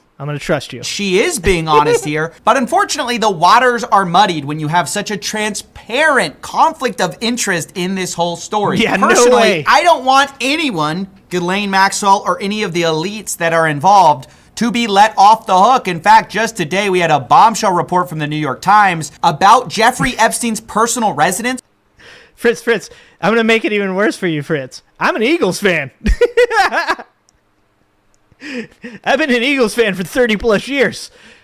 That generally, most people are like, fuck this guy. Fucking Eagles fan? Where he had pictures with famous people. More letters came out with people like Woody Allen. And all of these people should be investigated. Unfortunately, we are living in a... Yes, all of these people need to be investigated. And there are people that were in the Biden administration that are connected to Epstein, people that are in the Obama administration that needed to be investigated. There are people, obviously, Clinton and his wife, that need to be investigated. This is the fucking insanity of talking about this, is that any of us that agree that harming children is bad, all agree that everybody, regardless of party, should be investigated. And that's why these people are in a fucking cult. Because at the end of the day, the only people that would ever sit here and see this much evidence piling up and say that Donald Trump doesn't need to be investigated are people that are fucking brainwashed. At no point do I give two shits about whether or not Bill Clinton is investigated, or Hillary Clinton is investigated, or the people in Obama's administration that have connections, or fucking Mick Jagger, all right? Or Mick Jagger. I like the Rolling Stones. But if he's in there, he should fucking be investigated. But Trump supporters are just like Donald Trump. There's nothing more to be said. A time where a select few of these people have so much power over the investigators of it. Maybe instead of giving preferential treatment to sex offenders, we should just release the Epstein files and see where that gets us. Yeah, how about we just do that? How about we just release the files and we see where that gets us? How about we just do that? How about we just do that? Oh, I see my Twitch guy still here. Are you doing a good job over there? Because I need you to keep commenting. You're actually getting me money, so I appreciate that, big dog. You're getting me there. Leftists think children should transition. Hey, guys, remember to be really nice to Han, because you guys realize poor Han here, he doesn't have any friends. His family fucking hates him. He can't get a job because when he goes to work, all he does is talk about how much he loves Trump. This is the only interaction that he gets because he's an abuse victim. Because just like the abused, when he's like, you know, the only love that he can get is the touch of anger and hate, he comes here because he wants to be shit on because that's his kink. So remember, guys, be really nice to him. He's just here because he can't be anywhere else because he's lonely, he's sad, and he's a disappointment. Appreciate you guys.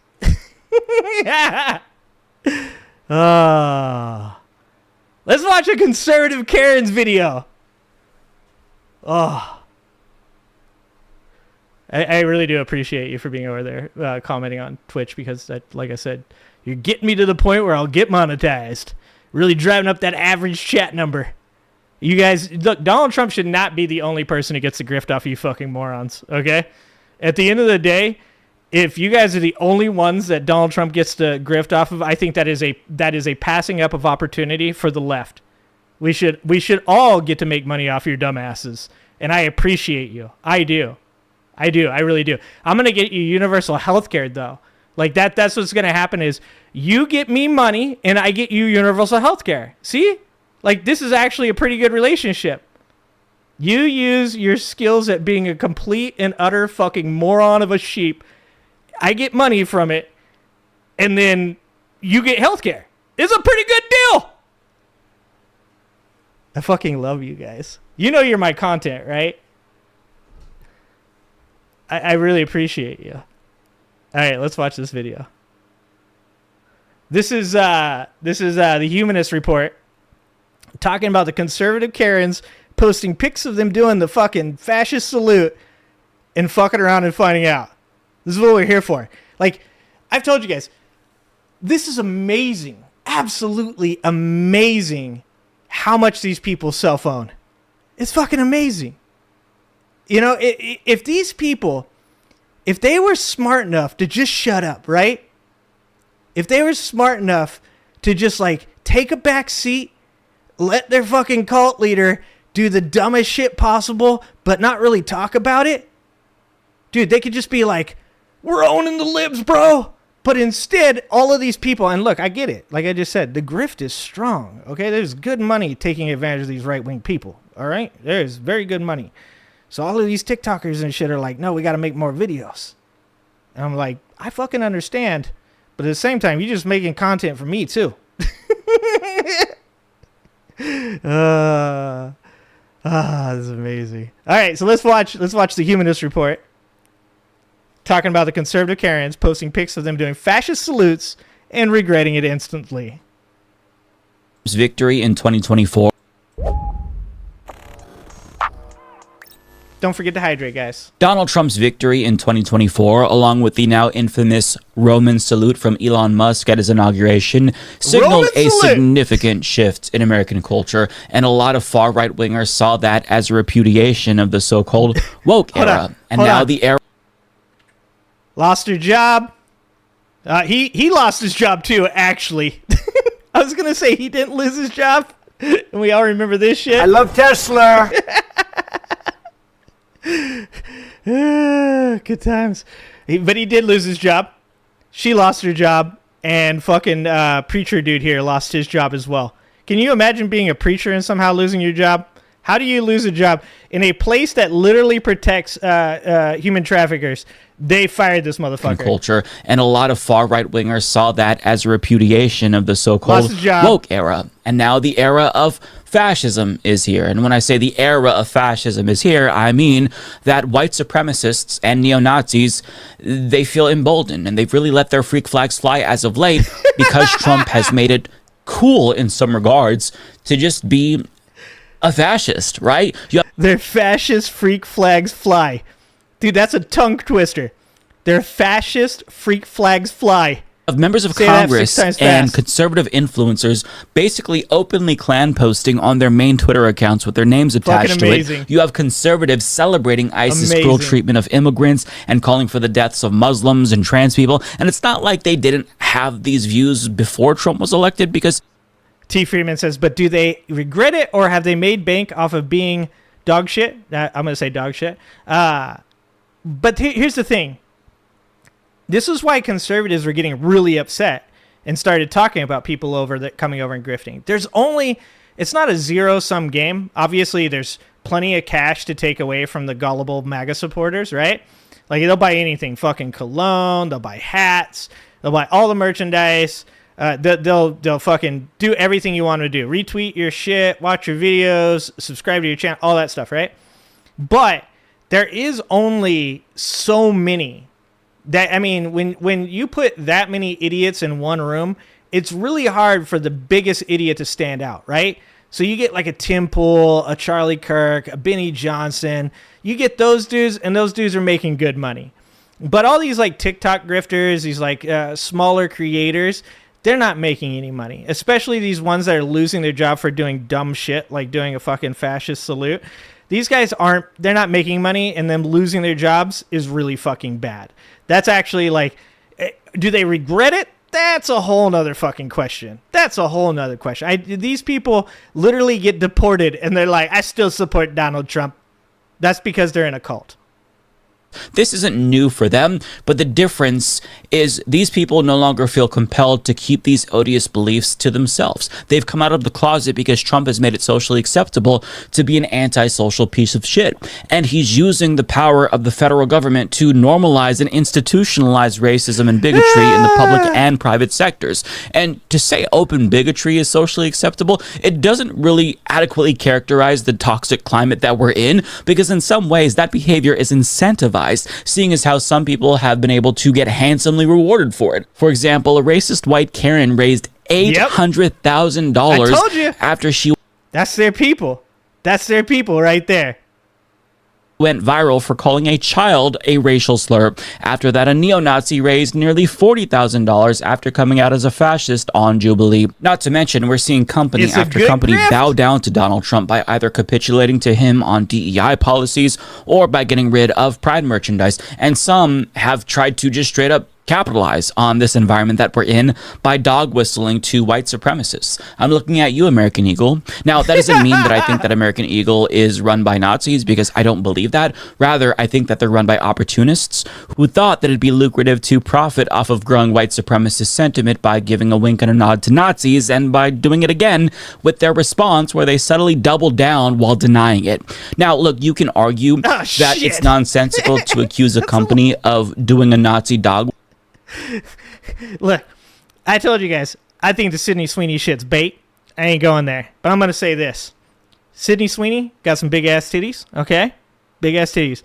But she ain't that good looking, all right? There's some big-ass titties, but there are definitely much hotter chicks out there. If we are making some fucking eugenics content, I don't think... I mean, maybe Sydney Sweeney was just like that's good money, I guess. And she went for it. Maybe other people were like, ooh, shit, I'm not doing that.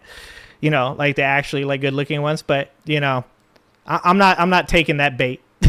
whistle, but even their response speaks to the shift in culture, even if you don't believe that. Where, say, like 5 years ago, any company accused of something this serious would at least follow up their denial with a corporate statement about their commitment to equality and social justice. But these days, companies like American Eagle are like, fuck it. They think it's better to take advantage of the controversy because it benefits them. Trump tweeted about them and Sydney Sweeney. I bet you money American Eagle has a Pride commercial. The titties do go a long way. It's true. Make assholes great again. And their stock shot through the roof. And if you think that leftists are just being hysterical and that this is all just one big misunderstanding, I promise you, these corporations have lots of highly paid marketing experts overanalyzing every single thing the company does, what they say, how they say it, how it'll be perceived by people, how it could be perceived by people or misunderstood by people, and who their target audiences are. And I can assure you that they know what they're doing. But as overt fashion, Manny, she is definitely not all that. It's so weird, the contradictory that they speak about. Brother, it's really the incels hyping her. Of course it is. Dude, look at this. Look at the guy on Twitch right now. Look at this dude. You know he's never touched a pussy, okay? Here you go, just for him. Here we go. You ready for this? P-word. P-word is female genitalia. Okay, this is the guy on Twitch right now. Yeah, you effing with some wet-ass P-word. Bring a bucket and a mop for this wet-ass P-word. Give me everything you got for this wet-ass P-word. Dude has never seen a naked female in his entire life that wasn't on the internet. And he probably doesn't, let's just be honest, he doesn't jerk off to naked females. We know what he jerks off to. He's a Trump supporter, all right? We know about you. These people are this hype on this because she got big titties, okay? Incels are like, bro, she's actually like, she's on our side, dude. Like, oh my God. Like, we got Sydney Sweeney, bro. Like, this means that, like, one day I might lose my virginity, bro. It's going to happen because, you know, all these young women nowadays that don't want anything to do with me because I'm a Trump supporter, they're going to see Sydney Sweeney and then they're going to be like, yo, actually, it is cool to be a Trump supporter. And then I'm finally at the age of, like, 37, going to finally get to touch boobs, bro. It's going to be great. And the reality is that they're sad and lonely, and that's what makes them who they are. Like I said, when dudes like this come in the chat, they come here because they don't have any friends. They don't have any family. They've never had a significant other that actually likes them. They're widely hated by all of humanity. You've got to look at the type of person that is in the Twitch chat, and you got to say to yourself, this is them. This is the guy that is representative of the majority of the base of men in their culture. He has no chance. He'll never have a chance. He'll never be able to actually procreate, and that's so good for all of us. He'll never have children. That's great. I'm so here for that. Continues to rise in prominence and engulf more of our culture, you're going to see this more often. You're going to see more and more people jump on this trend, including 3 young women who recently went viral on Twitter for posting pictures of themselves doing Nazi salutes. So Twitter user Scobie posted a picture of herself in a pool doing a Nazi salute with the caption, all the pretty girls. I guess she's saying that all the pretty girls are Nazis, okay? We have Casey Linnae posting a picture of herself heiling Hitler while cooking. And we also have Haley McAnally, yes, that's her real name, by the way, who is the communications director of the Nebraska Republican Party. And she posted a photo of herself doing a Nazi salute with her dog. And I want to focus on these 3 female Nazis for today's video because as more and more people hop on board the Nazi bandwagon, I guess they're all just going to have to learn the hard way that they're not doing some cute social media trend. We're talking about them endorsing a deadly ideology centered on exclusion, white supremacy, and hypermasculinity. And these 3 female Nazis found out real fast that the male Nazis they were pandering to weren't as welcoming as they had hoped. Reddit user What You Think You See shared a screenshot of some replies Scobie received after she shared her Nazi salute in a poll, and as you're going to see, she was really frustrated with what male Nazis said to her. Thumb rings mean high body count. She responded saying, not always, bud. Shit. Grok, which racial group makes up the largest proportion of content creators on OnlyFans? One word. Of course, the women used the wrong arm. She responded by saying, yeah, it's my right arm. Shit. I can verify by the rings I wear on my hands. They're arguing Next time, over use it. your right arm. She responded to that person saying, it is my right arm. I can show you with the rings I wear. She wants to make sure that they know that she's doing it right and the image is just mirrored. You're too old to be doing this. She responded saying, to throw Romans? He said, yeah, and post online without your husband's permission. She responded saying, gotcha. Grok, can you put her in a kitchen with a modest dress on? Her, I'm standing in a pool mostly covered, but sure, go on. Somebody else chimed in saying, you should cover your shoulders too. Do it right with your right hand. Straighten your head. Throw some attitude in that, Roman. She responded to that saying, it is my right hand, lol. Could have used some straightening though. I'll give you that. Wrong arm, rip. She responded saying, it's not. He responded back saying, okay, lol. She said, the camera R word. You're hideous. Also horrible form and wrong arm. Somebody named Foundational Whites replied, where is the pretty girl? Anglo-Saxon girl chimed in saying, as usual, I see a lot of negative comments from, quote, white men, as if they're not actually white if they criticize female Nazis. Just shut the fuck up and leave us pro-white women alone. Somebody replied saying, if you are actually pro-white, then shut the fuck up and go have babies. You bitching online about men 24/7 achieves nothing. She responded to that saying, I'm pregnant right now, dumb fuck. How about you shut the fuck up and protect and defend our borders like a real white masculine man should? Now, after getting berated, Scobie ended up setting her account to private because, like, it was a complete and utter shit show, and she just couldn't take the heat. And I've got to ask, did you expect anything different? Really? I mean, this is the group of people that you're trying to ingratiate yourself with. It reminds me of that idiot woman. I don't remember her name, but she went viral on TikTok last year because she was unapologetically using the N-word again and again, only to get exposed by fellow racists because she had a biracial child. Which leads me to believe that a lot of these people, they're doing this because they want attention, but regardless... I want to tell you guys what I did. So, I let dude say all that shit, and then I reported him for it.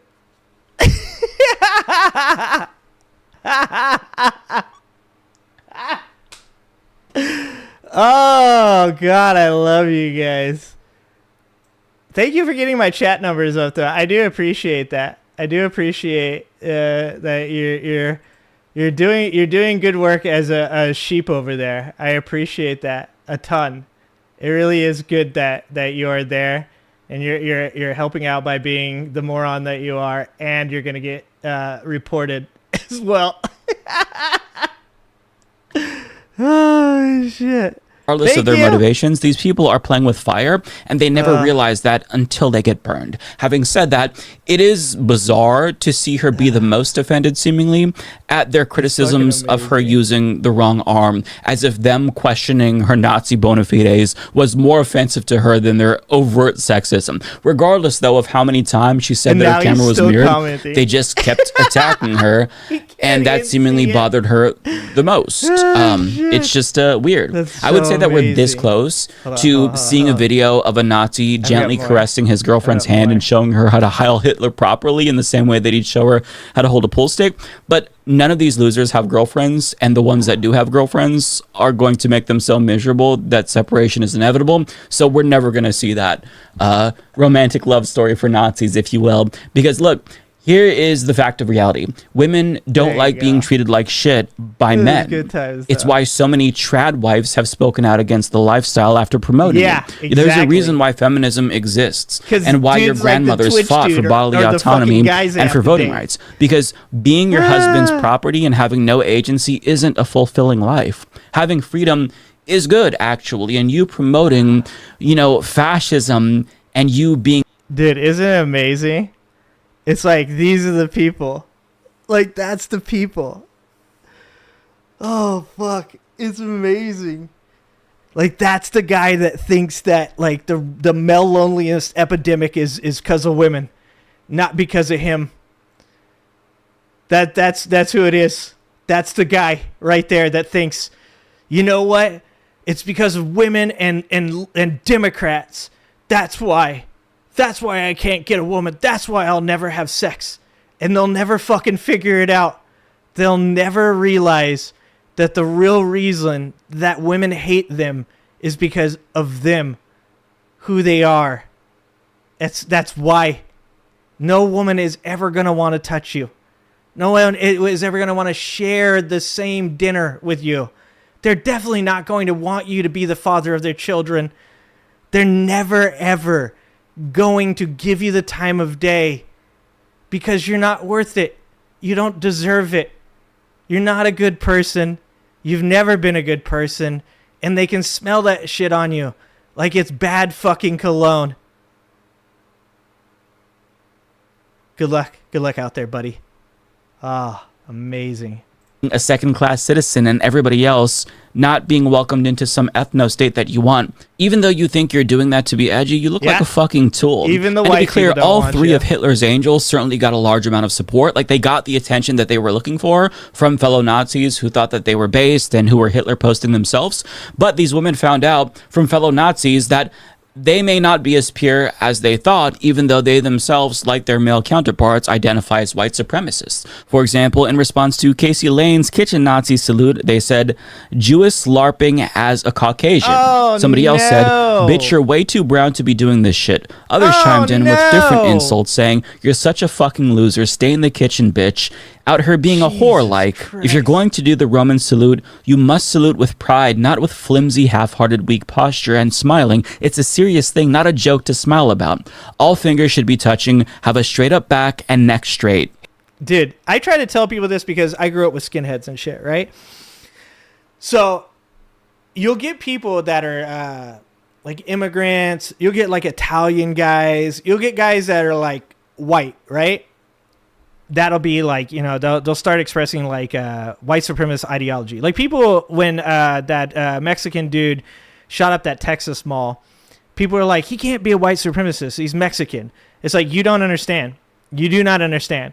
There is a level within white supremacy that allows for minorities. I know that sounds fucking insane, but like I said before, read Joe Moore's book about the KKK and infiltrating the KKK. That explains a little bit about it. But even if you're a white person that's just a little bit tan or brown, you're not considered like part of the Aryan nation. You are allowed to participate. You're allowed to be their bitch. You're allowed to do, you know, certain things. And specifically women. Women are very degraded in that culture. Obviously, I don't think that sounds surprising to anybody out there. But I watched this happen personally because I grew up around skinheads, because I grew up around Peckerwoods and stuff. And I've seen so many people that think that they're going to like join up with these people and they don't get it. These people, like, this is like their real belief. It's like religion to these people. Like when I was younger, they would say, do you put that on your skin? When they say that, when they what they're saying is if you do something, it's like most of us that aren't fucking crazy, insane, racist people would say something like that. Do you put that on your mama's grave? You know?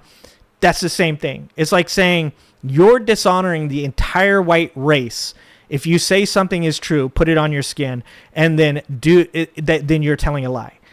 These people will allow you to hang out if you're a woman. They'll allow you to hang out if you're an Italian. They'll allow you to hang out if you're a Mexican. But at no point will you ever actually be a part of their group. It's a big fucking party, and you're not in it. That's George Carlin said it about politicians and billionaires. It's the same thing when it comes to this racism shit.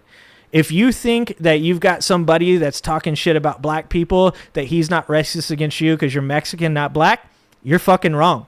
If you think you're a woman and you're just going to espouse some type of white supremacy and then get to join the group, you're wrong. In fact, the women that are a part of the white supremacist groups are going to fucking hate you because they see you as being a poser. They see you as being a grifter, which, I mean, to be honest, as much as I hate to disagree with them, you are. You'll never be a part of their group, and you're just literally going on TikTok to get views and clicks and hope that just maybe, because you have no friends, no family, nobody fucking likes you anymore, that you might find somebody that's supportive of your hateful ideology. And guess what? Even the hateful fucking people, they don't want you either. It's going to get real lonely for Trump supporters soon. Haley McAnally got similar responses to the first two women. I'm a McAnal disliker, but this does not look like a Nazi salute. You're brown AF. This person used a slur that racists use to refer to white women who sleep with non-white men and accused her of cosplaying as a white nationalist. So as you can see, similar sentiments that were expressed towards the first woman that we looked at who did the Nazi salute, and some of the same people as well. And again, I have to ask, what did they expect? Because you can't vote for the leopards eating people's faces party, then be surprised when leopards eat your face too. Nazism isn't some cute online trend. It comes with the complete and total subjugation of all three of these women, not only as property, but as glorified baby incubators. That's what they plan to do to you when you become their property again. They are nothing more than a means to an end to fascists, but they think that they can be, I guess, leaders. Like they think they're going to be leaders of Nazi brigades. But that's not what's going to happen if they get what they want. You're going to serve the leaders of Nazi brigades, preferably on hand and foot. There's no such thing as equitable fascism. Women are property in this system that they're shilling for. The people that they're promoting will take away all of their freedoms if they're able to.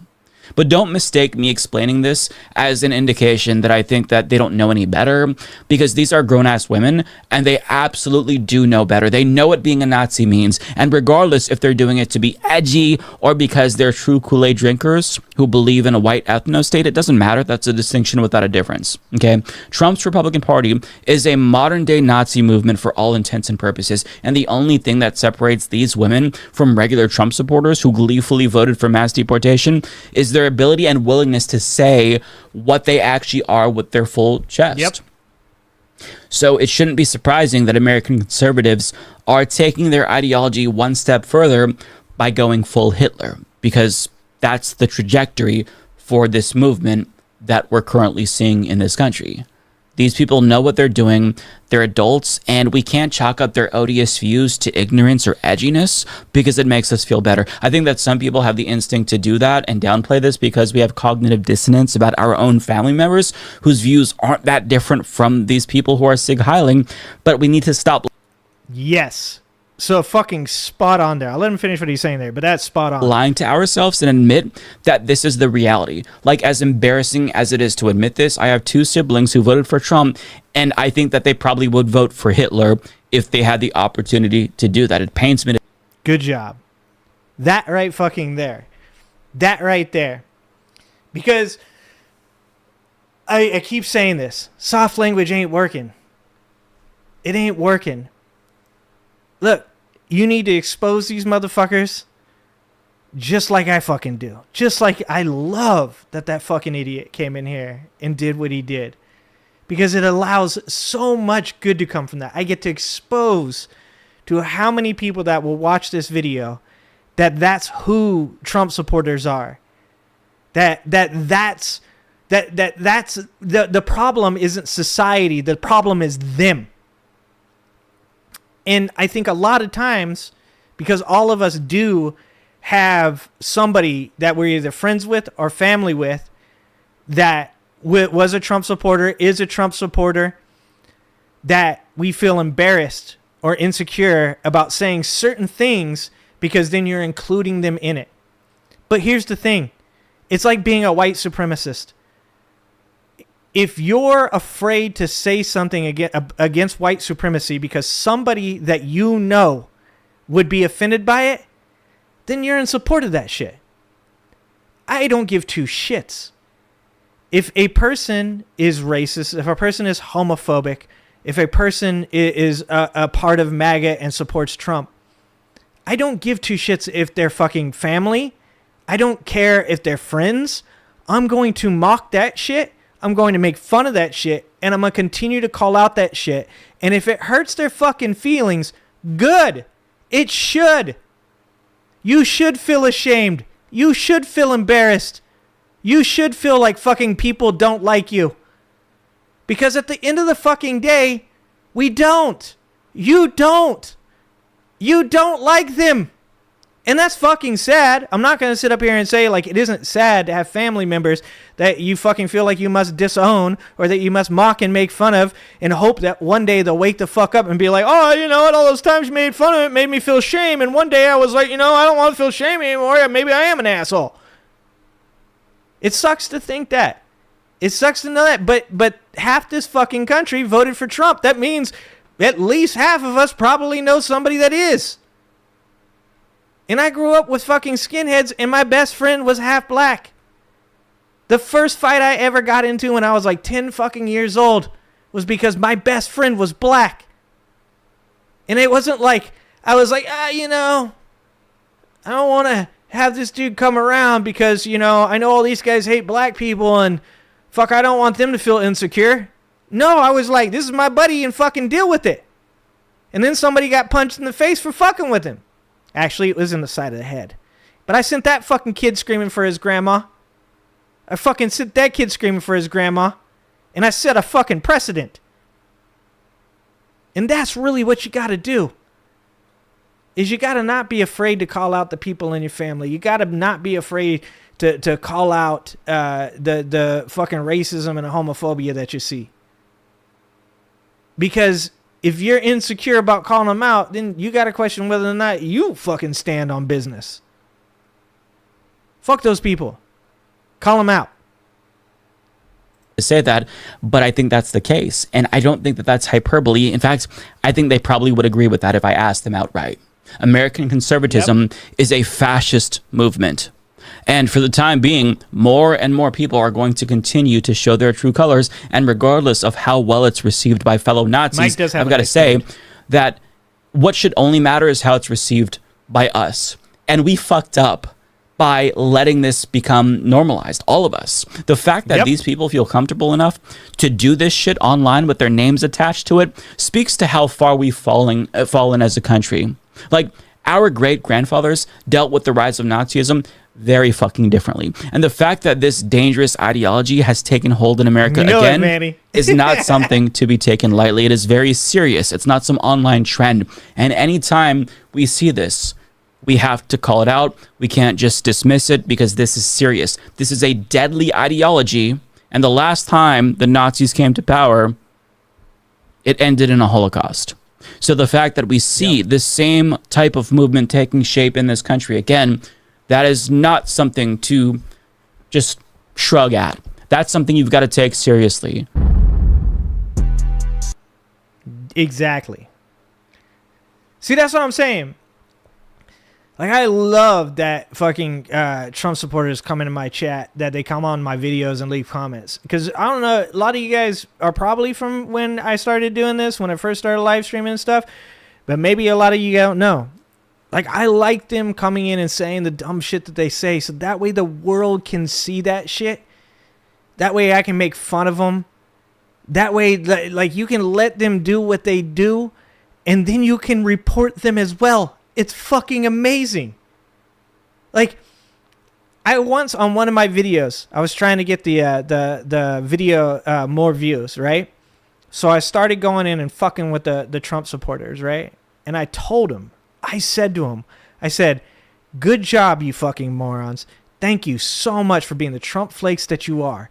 Thank you for being so aggressively gullible that not only Donald Trump can grift off you, even people on the left can now. I want you guys to know that I'm going to give you guys until I get home from work tonight to drop as many comments as you possibly can, and then I'm going to ban you all so that way you have to make new accounts, so that way you have to come watch my video again, so that way you have to leave another shitty comment, and then I'm going to ban that account. I'm going to just keep doing it.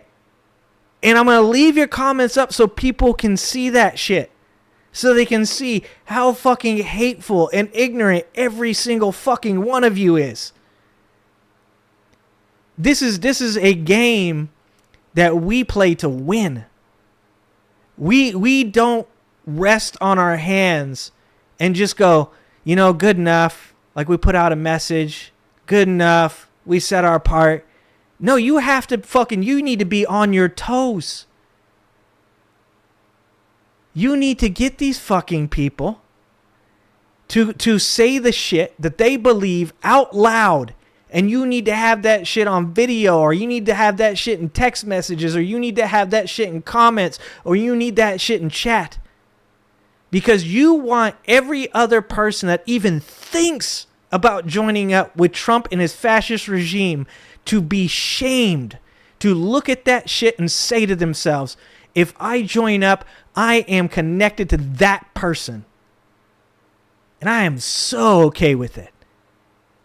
I'm not going to sit here and play this fucking, soft game of like, well, this or that, like, you got to be nice. No, I'm going to let them come out. I'm going to let them say their dumb shit. And then I'm going to report them and ban them from the fucking channel. And it's going to feel so good. It's going to be so good. It's a win on all fucking levels. Anyways. Let's watch another video. We have some other good stuff, too. Some fucking stuff that I really like, actually. That was a good video, too, by the Humanist Report. That was dope. This is Zoran Mamdani, who I love this dude.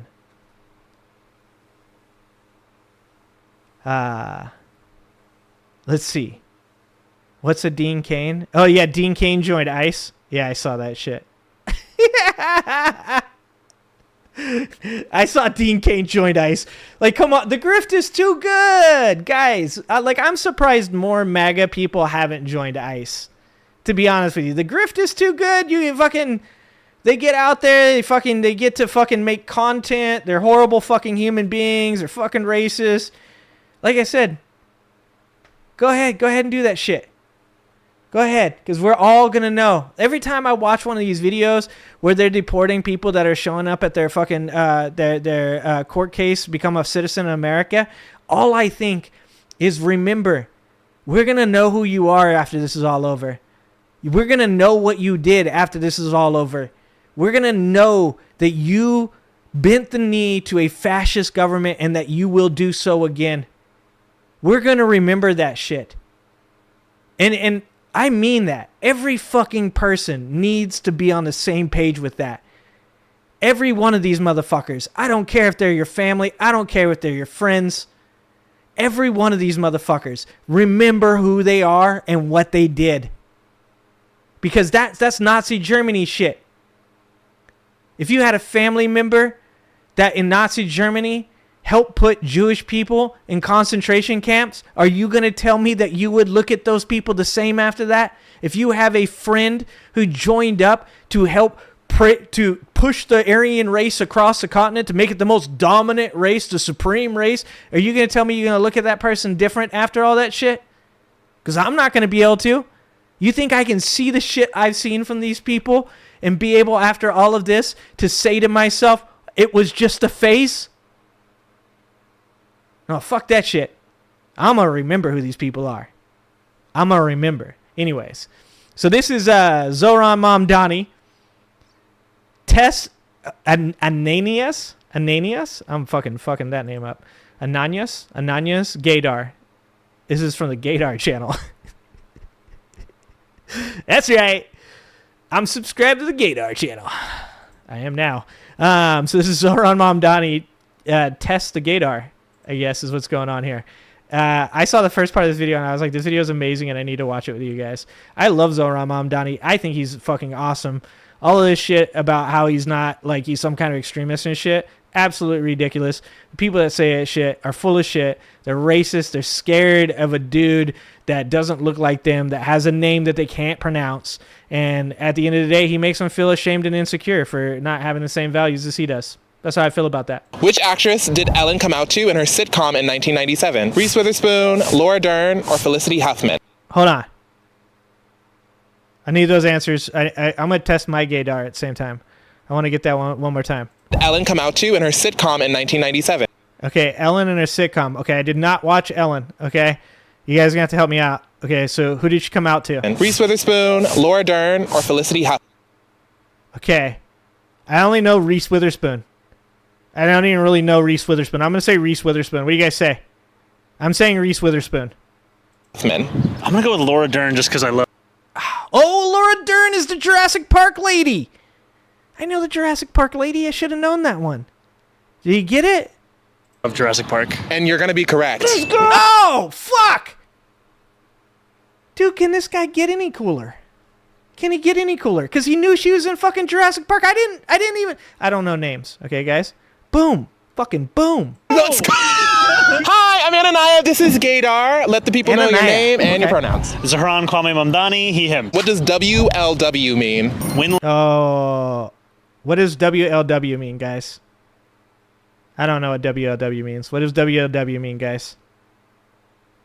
Lost win? Okay, it's close. I like the sentiment. It means women loving women. Hey! Hey! Did you see Tim Scott, the closet case, Franklin the turtle face, talking shit about Zoran? New Max is fucking slop. He just spews lies. Dude, Tim Scott. That's a name we haven't heard in a while, Manny. What the fuck happened? What happened to Tim Scott? Remember when he was fucking... remember when Trump moved him out of his way? When he was like fucking in the way and he awkwardly moved him out of the way so that way he could fucking talk. He was like, Tim Scott, get the fuck out of here. Damn. Remember Byron Donald? Dude. Like all the people that fucking like bent to dude. It's so sad. So Tim Scott's goofy ass too. Remember Tim Scott was like, I'm getting married. You guys remember that shit? Remember Tim Scott had a moment. He was like, I'm a human being just like you guys. I'm getting married to my wife. And like all the people on the debate stage were like, yay. Yay, Tim Scott. Yay. And other people were like, Tim Scott has a girlfriend? What the fuck? Yeah, it's also agree. Yeah, I love that. On Gaydar, we're politically correct. How will gay people affordably get around in New York if you're... The buses. I got this one, guys. I got this one. Free buses. Elected. Also, have you ever jumped the turnstile? No. Period. Lying. Dude, okay, first of all, just go ahead and say it. Say you jumped the turnstile. That's going to endear you more to us, Zoran. It's okay. You can jump the turnstile. It's acceptable. Gay people will afford New York City because what we're going to do at the core of every single proposal is to make the city affordable, whether it's in housing, freezing the rent, public transit, making buses fast and free, or with universal childcare. There are too many queer families that think that when they have a kid in New York City, that means they have to leave to the suburbs or go to Long Island. Period. We can actually make it such that this city is affordable for those very families by providing universal childcare. I don't know, dude. That sounds pretty extremist. I mean, all I'm hearing is next fucking election cycle is going to be 9/11 part 2, brother. Like, that's all I can hear. Like, these people are so nuts that that's what the fuck they think about this guy. That they go straight to 9/11 part 2. That's where they go. Dude's like, I'm going to help fucking people across the spectrum, gay, straight, black, white, don't matter, be able to fucking get to work and be a productive human being. And people are like, fucking extremist. Goddamn terrorist. And having it from children as young as 6 weeks to 5 years of age. What is your favorite contribution from queer people to New York City culture? Okay, we are not too far from Marsha P. Johnson State Park. I think the interviewer is Tim Scott. Goddamn you guys. DJ. How you gonna do that to me? How you gonna do that to me, DJ? Oh, I can't laugh at that on stream, dog. Yes. She's taller than Tim. 6 weeks to 5 years of age. What is your favorite contribution from queer people to New York City culture? Oh, dude. Broadway? It's got to be Broadway, right? Come on. It's got to be arts. It's got to be. That's what I'm going for. What do you think he's going to say? I'm going with Broadway. Okay, we are not too far from Marsha P. Johnson State Park. Yes. Which is named after an icon in New York City history. Dude, I'm gonna be honest, I only knew about this lady like a little bit ago when she passed. Like, dude, this man is like, he is good. He is so good. Marsha P. Johnson, who was such a prominent figure in Stonewall and in giving our city so much. Damn, he brought up Stonewall. Dude, this man is fucking superhuman. Much and is an icon and a representation of what the city could be. I'm also looking for a renaissance named after a certain part of Manhattan. Here we go, Harlem. Yeah. Okay. Yeah. I got you. Okay. You got it. Which of these people is homophobic and they're trying to ban gay marriage in Michigan, and which of them is a gay icon? Oh, fuck me. Oh, shit, guys. I'm feeling this one hard. I don't know who the fuck these people are. Oh, Christ. I don't know. Okay, fuck. Okay. The suit says trying too hard. The suit says trying too hard to me, guys. I'm saying white t-shirt, gay icon. Suit is homophobic, trying to ban gay marriage. God, if I get this wrong, this is going to be bad, guys.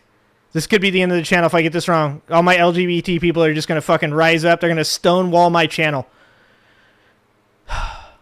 Okay, it's my final answer. Blue suit is a homophobic. Come on. Isn't this the guy who has the Elvis voice? Oh, you're thinking Austin Butler? Yeah, that's not him? That's not Austin Butler. Oh. Okay. Mom Donnie's having a hard time too. Okay, good job. Okay, so who's the other one? He's got to be trying to ban gay marriage. Well, yeah. Bam! Fuck yeah! Yes, with that middle part, the one on the right is the never trust the right. Here That's what I'm saying. Which queer? Dude, he's quick. He's quick. He said, "Never trust the right." Oh fuck! I won. Talking about a gay icon, and AAG says, "Fuck me." Group is currently being erased from all federal government websites. That'd be trans. Bam. Fuck. I'm good at this one. Dude, I'm like, okay. I think I'm 2 for 4 so far. I'm doing all right. Trans people. Yes, they are. Bam. F you. All of you. Everyone in Trump's cabinet. Just vehemently opposing their policies because they're disgusting. You better get the SAT word in, too. Which queer author wrote The Soul of a Man Under Socialism?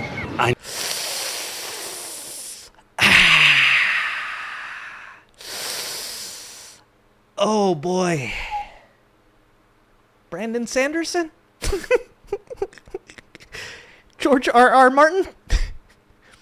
Aristotle? Karl Marx? Fuck! I don't know!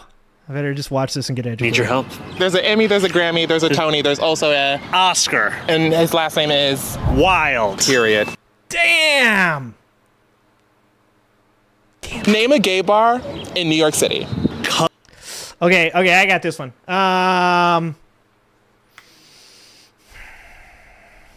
Gladiators. You know, like gladiators, but gladiators. You guys know what I'm saying? Come on! Cubby. Shut the f up. Cubby. Go ahead. Messiah LaBeouf. Cubby hole? Yes! My next question was to name a lesbian bar, but you did me one even better. Good job. WLW, baby, let's go! WLW! What election are you running for, and why should everyone in New York City rank you number 1? Okay, what election are you running for? Okay, he's running for mayor.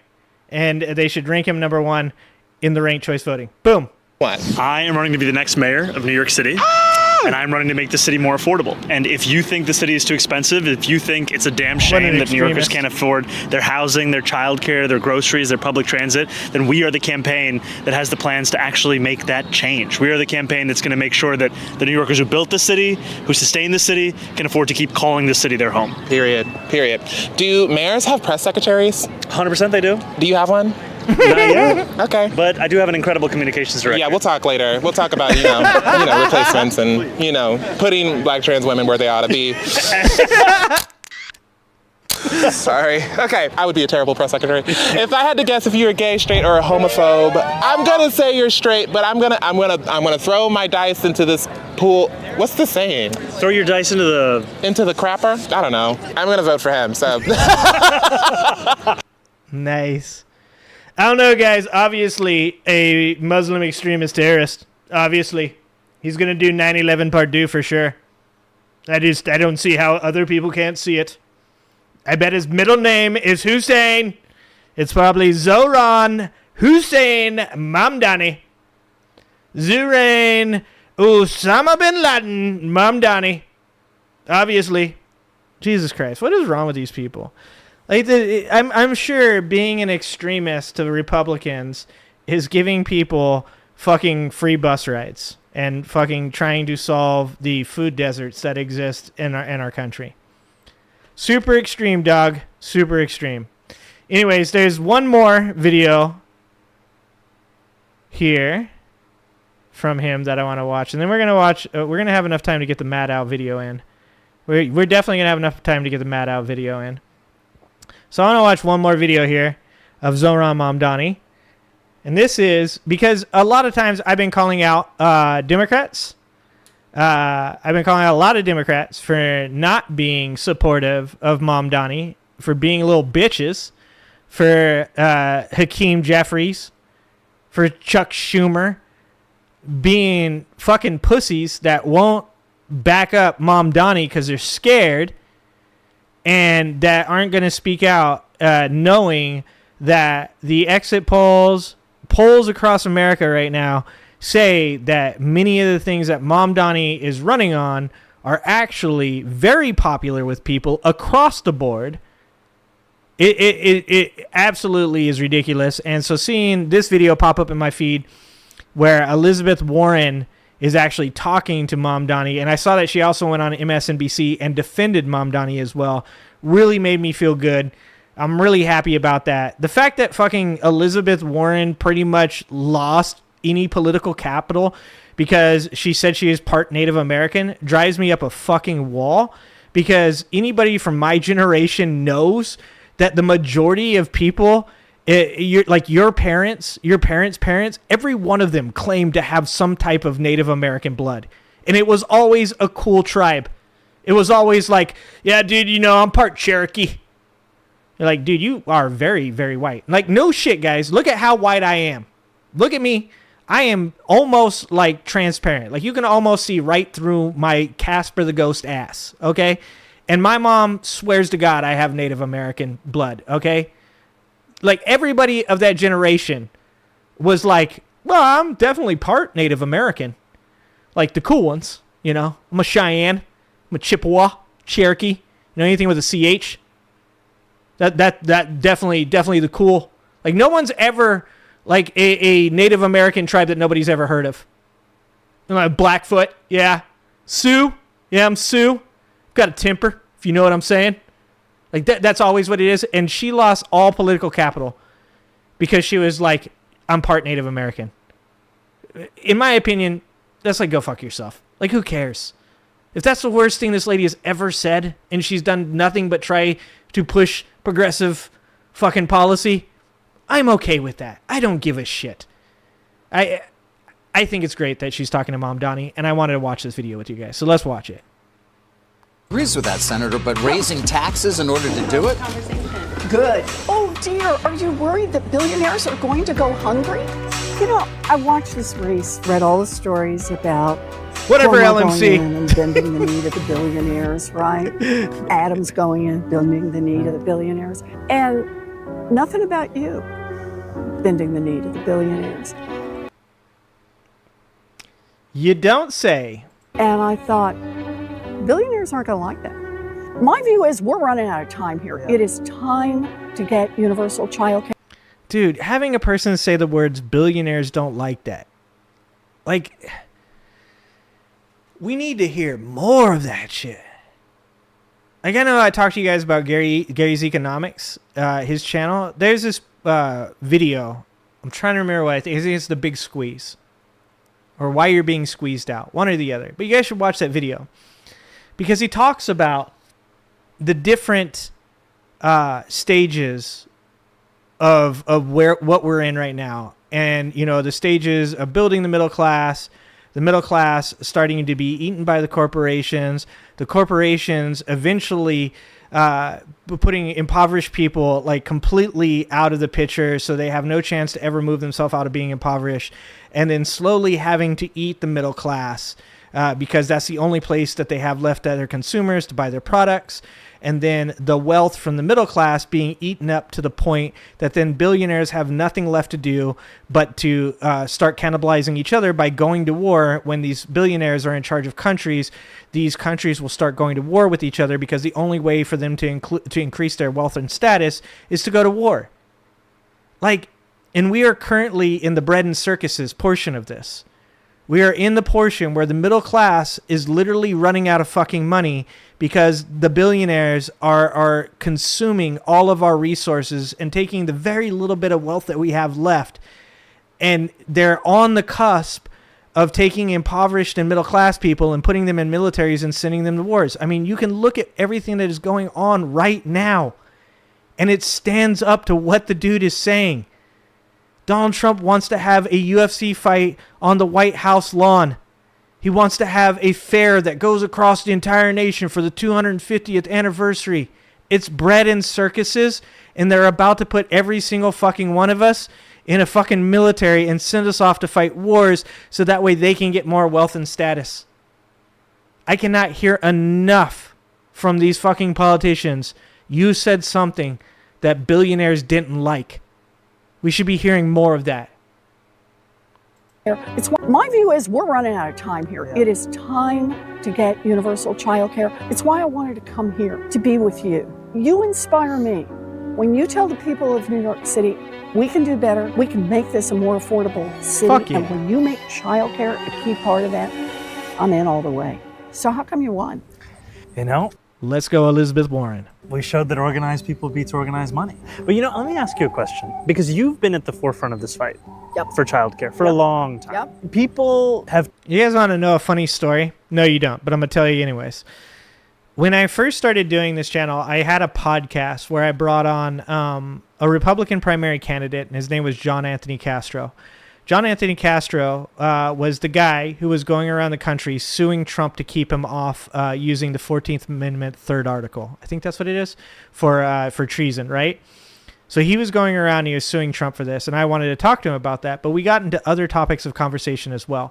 And during that time, I was still a person that said, like, we need to heal this divide between conservatives and Democrats and say, like, you know, like, we're all part of this country. How can we make it beneficial to everybody? And I asked him, I said, to do something like that, you need to find an ability to reach across the aisle. Who would you work with on the Democratic side? And I thought he would say something like Gavin Newsom. I thought that, you know, Joe Biden.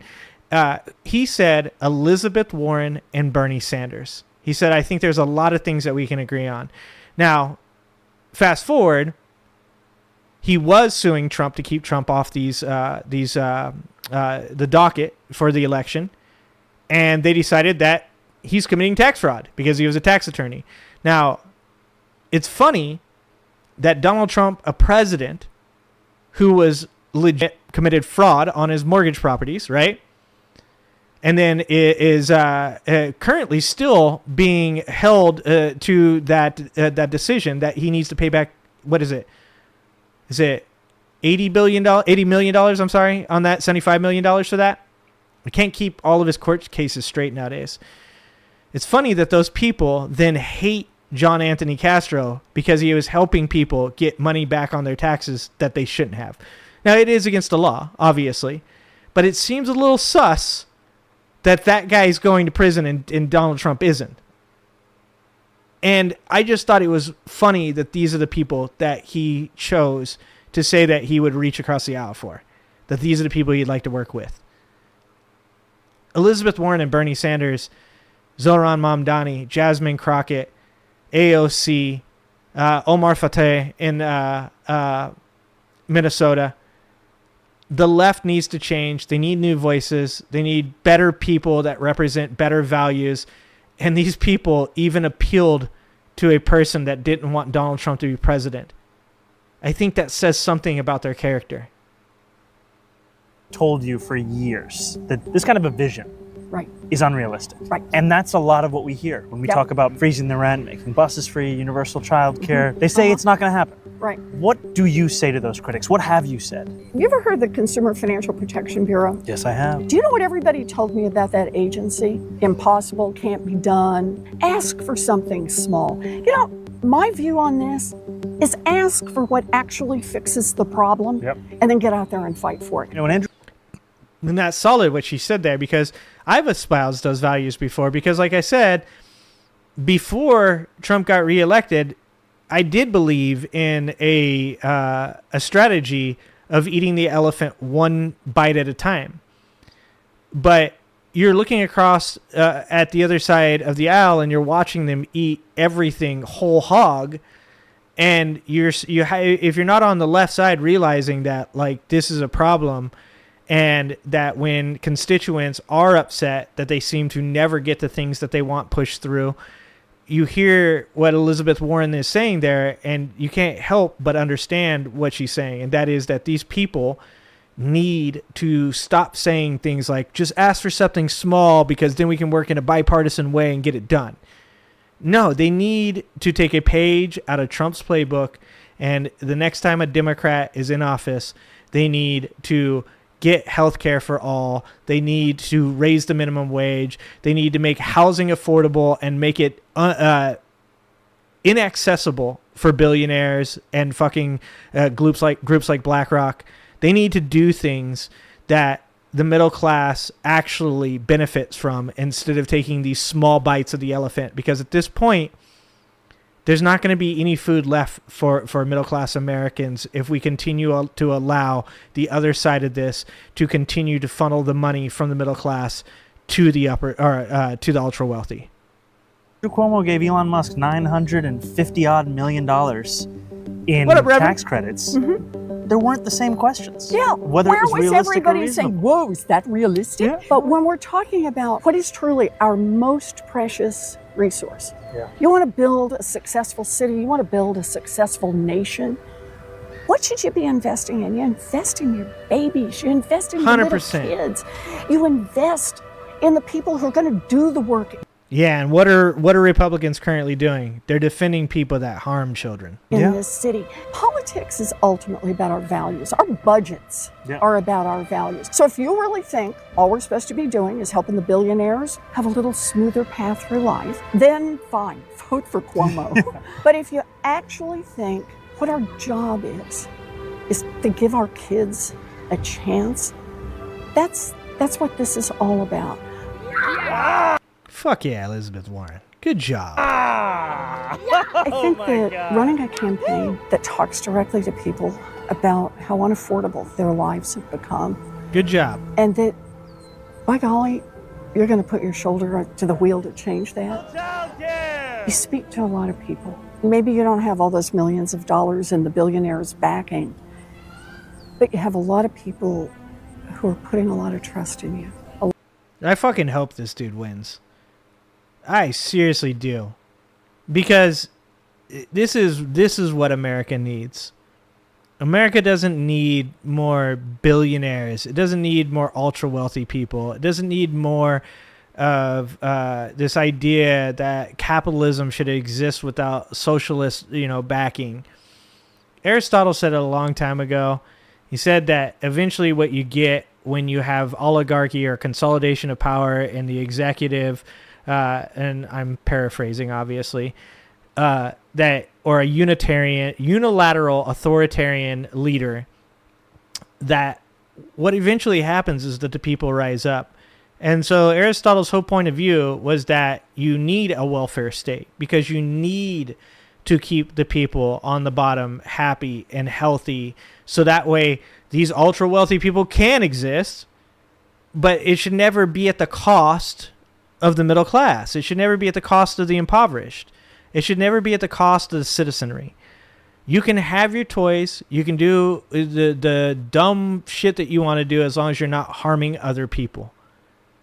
And I seriously hope this guy wins, because if he wins, at least in New York, those people have a chance to experience that life. And I don't live in New York, but I am 10 toes down in believing that people deserve a chance to live that life, even if it doesn't happen to be me. The world is a better place. The country is a better place when everybody is well taken care of. The world is a better place when people have access to health care, when they feel like their children have the ability to go to school and learn and become more educated and have a chance at success. The world is a better place when impoverished people aren't in a place where, their only hope to get out of what they're doing is crime. And I know that because I grew up there. I when I say that, I speak from experience as to what I thought was going to get me out. You have to recognize that this system is broken. That the ultra wealthy, the billionaires, are never going to admit that the system, because they're out of touch. They don't see any of this as being a problem for them.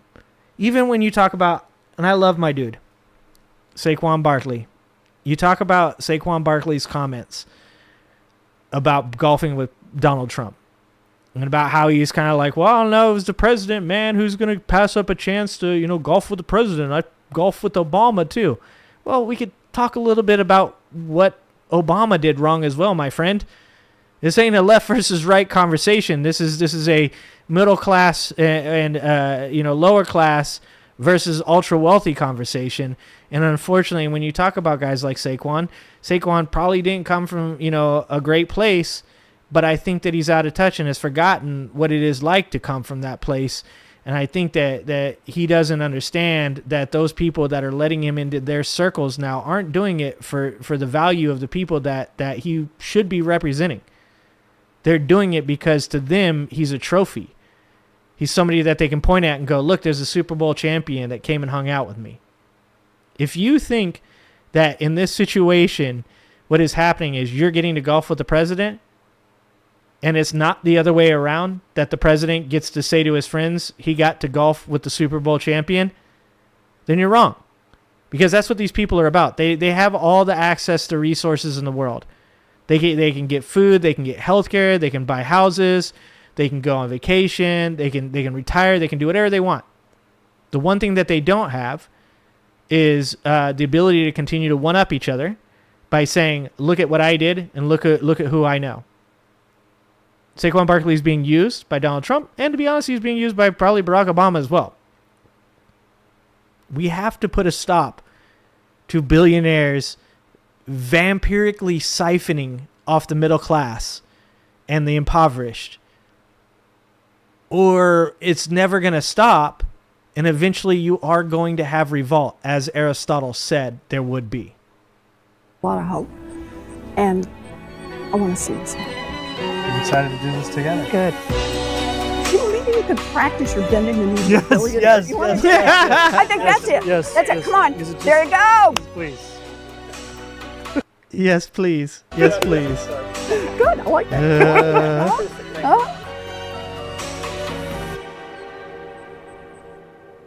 You guys so... It's a joke, but she's not joking. Like I do, man. I don't care. Like if you want to sit here and say, if you're on the left, you're an establishment Democrat, and you want to say like, yeah, but what if he fails? What if he fails? Is it over? Is the country done if Zohran Mamdani gets into office and the things that he wants to do to help people don't end up helping those people? Like, is it over?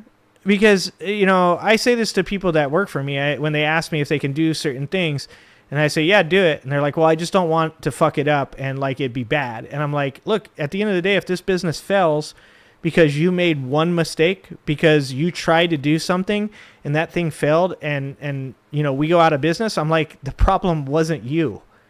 The problem wasn't the thing you tried. There was a systemic problem, and that was why we failed. And that is legit what is wrong with this country. Let the man get his chance to do what he wants to do, and then we will criticize the things that don't work, and we will applaud the things that do.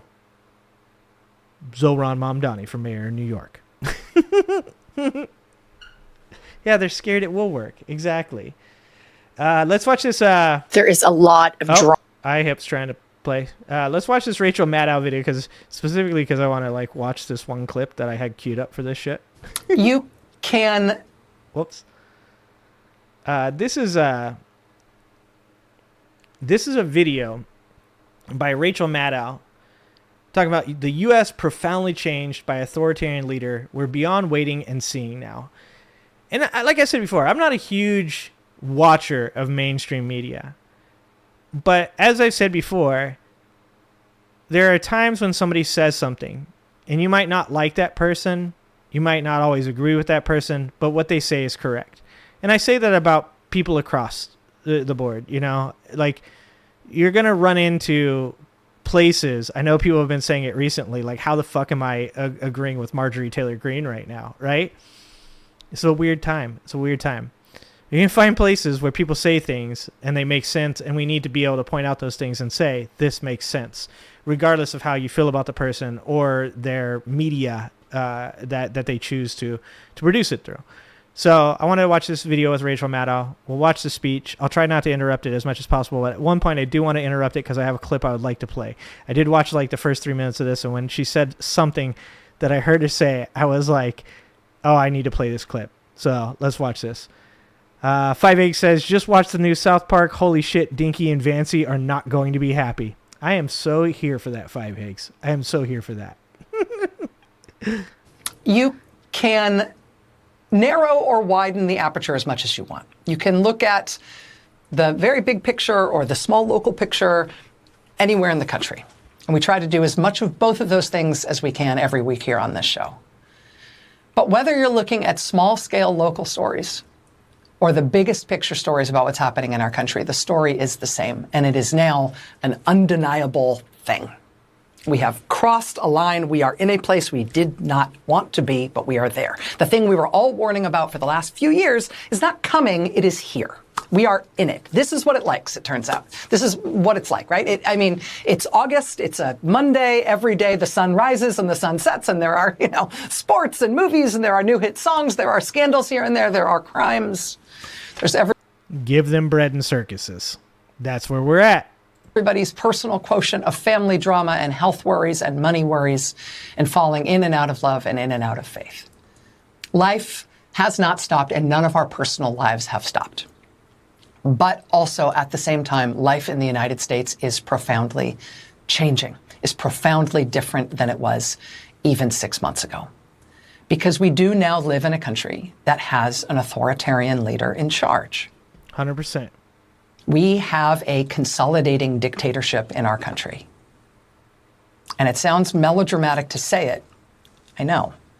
But just go with that for a minute, right? Think in melodramatic terms. Think in cinematic terms. Imagine the cartoon-level caricature of what you think a dictatorship looks like. And that's where I want to show you guys this, right? That's where I want to show you this other clip that I have queued up, because it immediately brought this to mind. This is where I'll get my video demonetized, but I wanted to share this with you because it is spot on for what Rachel Maddow is saying. And this is from the movie The Dictator, which is obviously a satire. And this is the democracy speech from that movie. Anti-dictators. Imagine if America was a dictatorship. You could let 1% of the people have all the nation's wealth. You could help your rich friends get richer by cutting their taxes and bailing them out when they gamble and lose. You could ignore the needs of the poor for healthcare and education. Your media would appear free, but would secretly be controlled by one person and his family. You could wiretap phones. You could torture foreign prisoners. You could have rigged elections. You could lie about why you go to war. You could fill your prisons with one particular racial group, and no one would complain. You could use the media to scare the people into supporting policies that are against their interests. I know this is hard for you Americans to imagine, but please try.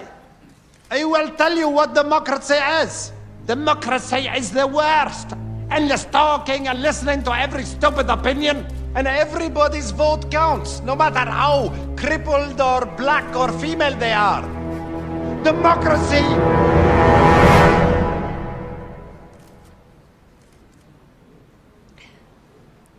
Democracy. There you go. There you go. That right there. Like, it's supposed to be funny. It's supposed to be funny. And I ain't laughing. How long ago was that movie made? How long ago was that movie made? And everything he said is going on right fucking now. It's supposed to be funny, and it ain't funny. I laugh at a lot of shit, and I didn't laugh at that. Rachel Maddow is not wrong. We have entered a place in this society that even with the constant warnings from all of the people that said Trump is this, Trump does this, Trump has done this, Trump will do this, everybody, myself included, was afraid to admit that it actually could happen.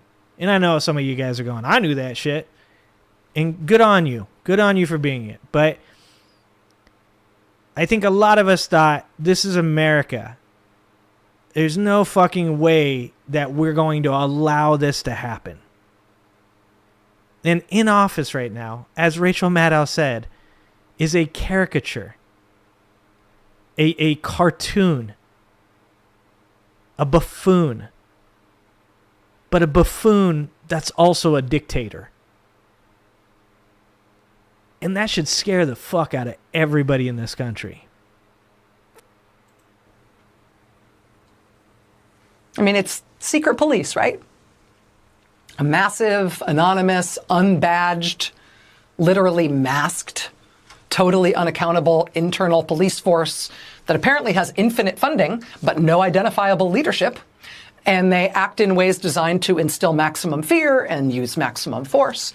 I mean, when you imagine an authoritarian country, right, what you imagine is masked secret police breaking people's car windows and snatching people off the streets and out of church parking lots and courtroom hallways and taking them away with no charges, no notice, no paperwork, no explanation, not letting them see lawyers, and then moving them secretly to what are effectively black site prisons, where they won't tell you who's there and where no one's allowed in to see what's going on. Fuck these people. And like I said, remember every one of them. Remember, when this is over, if you have friends, if you have family members that participated in this shit, never forget who they are. Never forget what they've done. Ever. Because what is going on right now might actually be a little mind-bending and hard to believe. But just the video she just showed right there, that's such a small sample size. There are so many more. This right now, what's going on in this country right now, is unbelievable. And for some people, that's stopping them from being able to say to themselves, like, this is happening. And for some people in this country right now, they think they're not going to be touched by this. They think I'm just above the water level. They think, luckily, my son was born here, or my wife was born here. But if you think that this is 6 months in, 7 months in, if you think this is the highest the water is going to rise, you are so fucking wrong. That water is not only going to start nipping at your heels, but it's going to overtake your head faster than you think it is. None of this is normal. None of it is acceptable. And all of it is authoritarian. In November, people need to get up, get out, and vote in nothing but blue in the in the Senate and the Congress. And Donald Trump needs to be impeached and removed from office. Right, and that kind of a cartoon caricature of an authoritarian country, the one you might have imagined in melodramatic and cinematic terms ever before we got here, you would expect, right, that you'd have a scapegoated minority group blamed for all things. In our case, immigrants, right? And the new extraordinary powers and shows of force by the secret police, among other things. All these extraordinary powers and shows of force will be framed as necessary to stop this terrible internal enemy, right? Frame everything as immigration enforcement. Because for immigration enforcement, not only is all force justified, but maximum force is preferred. And they're trying to make it into a national entertainment to threaten to feed immigrants to alligators in South Florida. Right? They're making them eat off dishes on the floor, like they're dogs.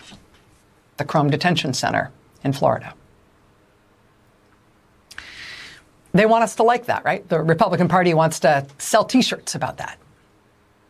And if you think it's only about immigrants, take the president's own word for it when he says the homegrowns are next. Yep. And then he starts musing publicly about which Americans he intends to strip of their citizenship. In a cartoon caricature of an authoritarian country, displays of military might are not just for the country's external enemies. They're for the country's own people, right? Because in an authoritarian country, you turn military force inward toward the people of that country. And so now we've got these large and expanding military zones in multiple states where they have extended the legal boundaries of nearby military bases to include hundreds and hundreds of miles of nearby land. So they can give active duty U.S. troops the power to arrest and search people on U.S. soil. They are now doing that over hundreds of miles of territory in multiple states. Both The Intercept and The New Republic in the last couple of days have had new reporting about Trump administration plans to permanently integrate the active duty U.S. military into, of course, immigration enforcement. So we will have our own U.S. military troops mobilized on U.S. soil. U.S. military. Which, by the way, if you think police officers and Border Patrol agents aren't qualified to do the job that they do, that they're undertrained, that they don't have the experience to do the job, imagine what that's going to be like when the military decides to start doing this. People, this is not within their purview of what they're supposed to be doing. Force turn inward on us in an ongoing and permanent way for immigration enforcement, right? And like they tried in LA to put down protests against the government because those protests relate to immigration enforcement. What else do you think of when you think of authoritarian countries? I mean, in the worst case, you think of death camps. We don't have those. What we do have are black site prison camps, including huge new ones that are designed to hold thousands of people. The biggest ones we've yet had have just been bidded out to contractors for construction, and they're building them now on U.S. military bases. That's fucking insane. And they say they want states to build them all over the country. Yeah, I'll watch that South Park episode tonight. In the cartoon caricature of an authoritarian state,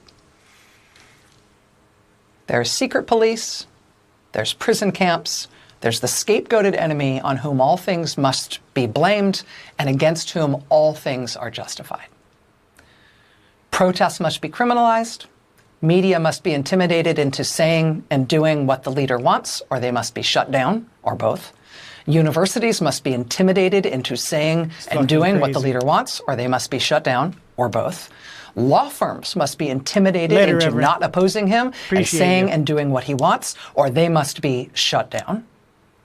And for institutions like that, it's not just the boldest or most strident critics of the president who must be shut down. It's the most mainstream, right? It's the most prestigious, the most credible, because that's what's so dangerous about them. There can't be any source of authority. There can't be any source of authoritative statements of fact that compete with what the leader insists must be the new truth. And so government departments will be stripped of their experts, and he will fire his way through them until they tell him things that he wants to be told. Here's the thing with that is I don't even think that he's going to rehire people. I bet you money he tells you that he's replacing these people, and in reality he either replaces it with ChatGPT, something that he can manipulate to make the numbers, or he just straight up fucking makes up the numbers. That's what authoritarians do. That's what dictators do. When Napoleon made himself emperor and claimed that the French wanted an emperor, he did so by manipulating the media, by suppressing people's right to free speech and cracking down on protests. And then he made up numbers. At first, those numbers seemed maybe almost right. And then they started seeming crazier and crazier. So the point at one point or another was like something like everybody voted for Napoleon to be the emperor, but like 9 people.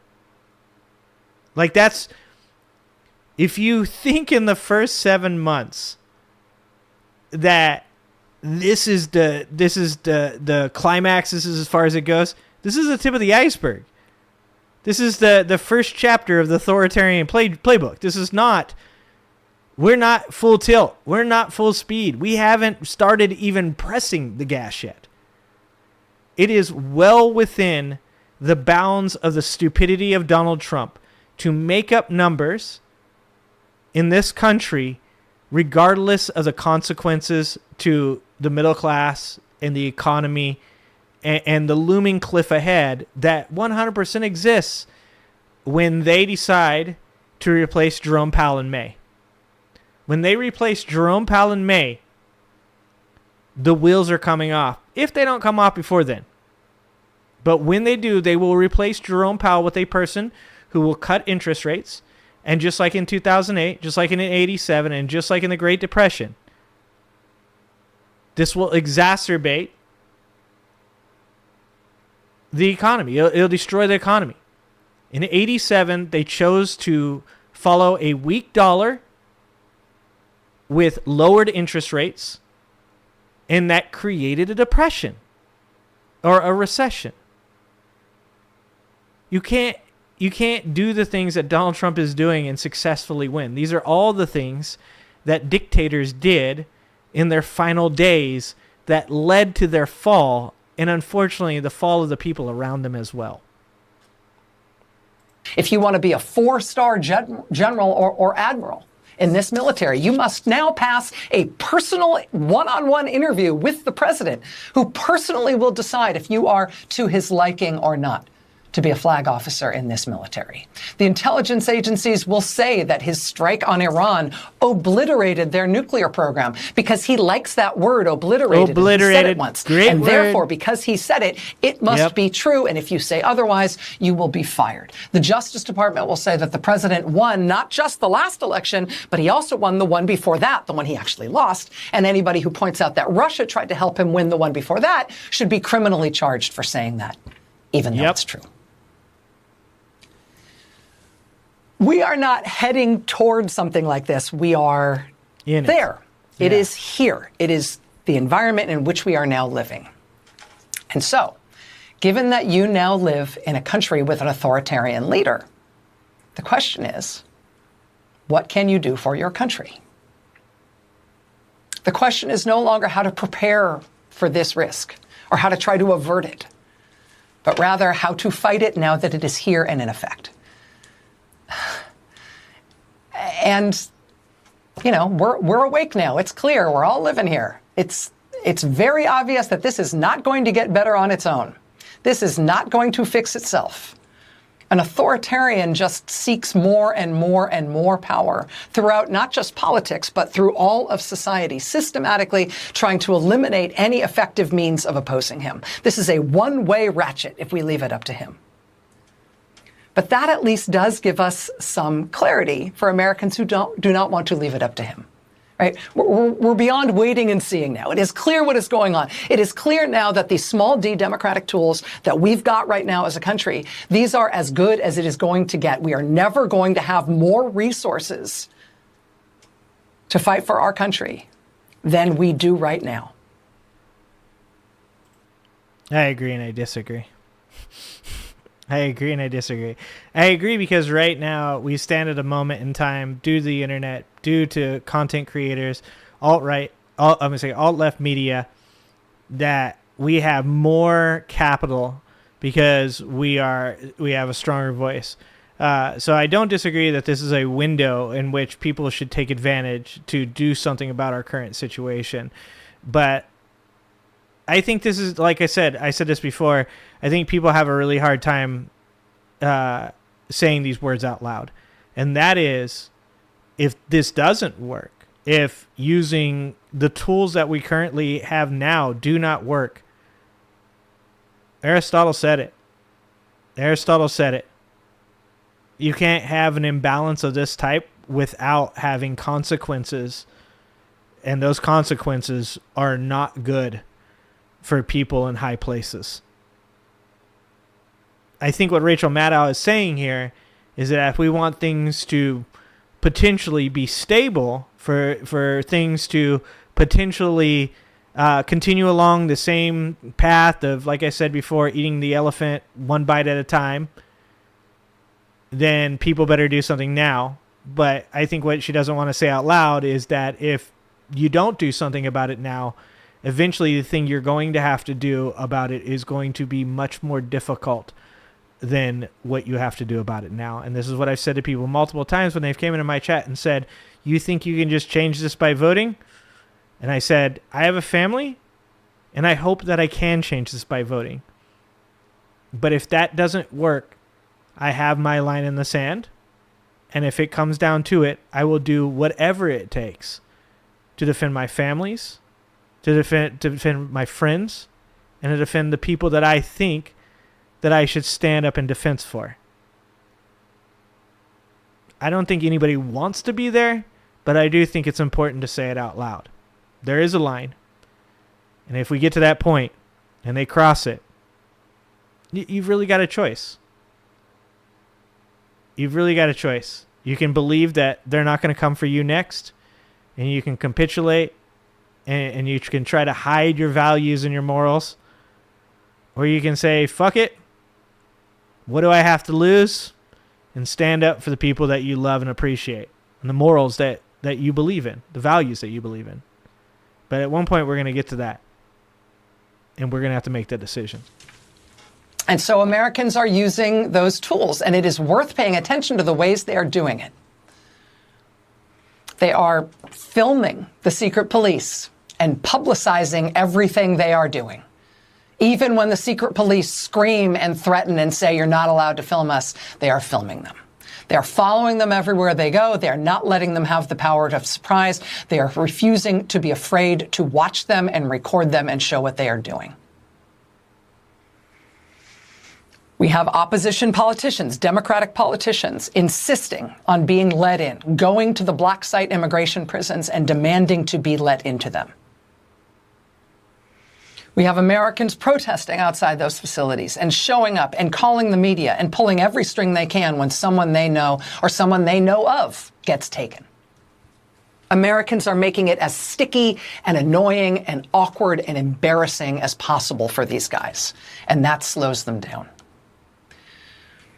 Americans are badgering elected Republicans everywhere they're willing to show their faces, including tonight in Nebraska, Republican Congressman Mike Flood at a town hall with his red state constituents. Watch. Hi, I implore you to be quiet so that we can hear his responses. Remember, Mike's coming up for a re-election, and we'd really like to know what his responses are. I'm Rosina.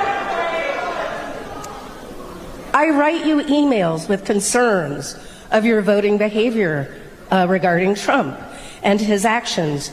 You support him, especially confirming the cabinet. Your responses are riddled with misinformation and lies. I fact check you, and then I send the responses back. Damn. And I get crickets. If I am fact checking them because they are wrong in your response, I send them back to you, and I get crickets. I get kind of bummed. And this is not about She looks more than bummed. This is about issues, because we're about to lose our democracy. Good fucking job. My question is fiscal. With $450 million FEMA dollars being reallocated to open Alligator Alcatraz and $600 million taxpayer FEMA dollars being used to now open more concentration camps and ICE burning through $8.4 million a day to illegally detain people, how much does it cost for fascism? How much do the taxpayers have to pay for a fascist country? Let's fucking go. That was in Nebraska tonight at a town hall held by Republican Congressman Mike Flood, him hearing from his constituents tonight. We have total clarity now on what Trump's intentions are for the country. But I mean it when I say we. The country gets it and is more against it than they've ever been.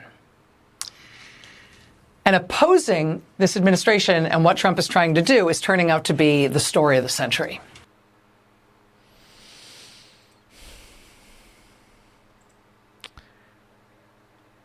Yeah. That's where we're at. That is where we're at now. You know, we don't have a choice. I saw you guys talking a little bit about whether or not the Democrats are the way to go or not here.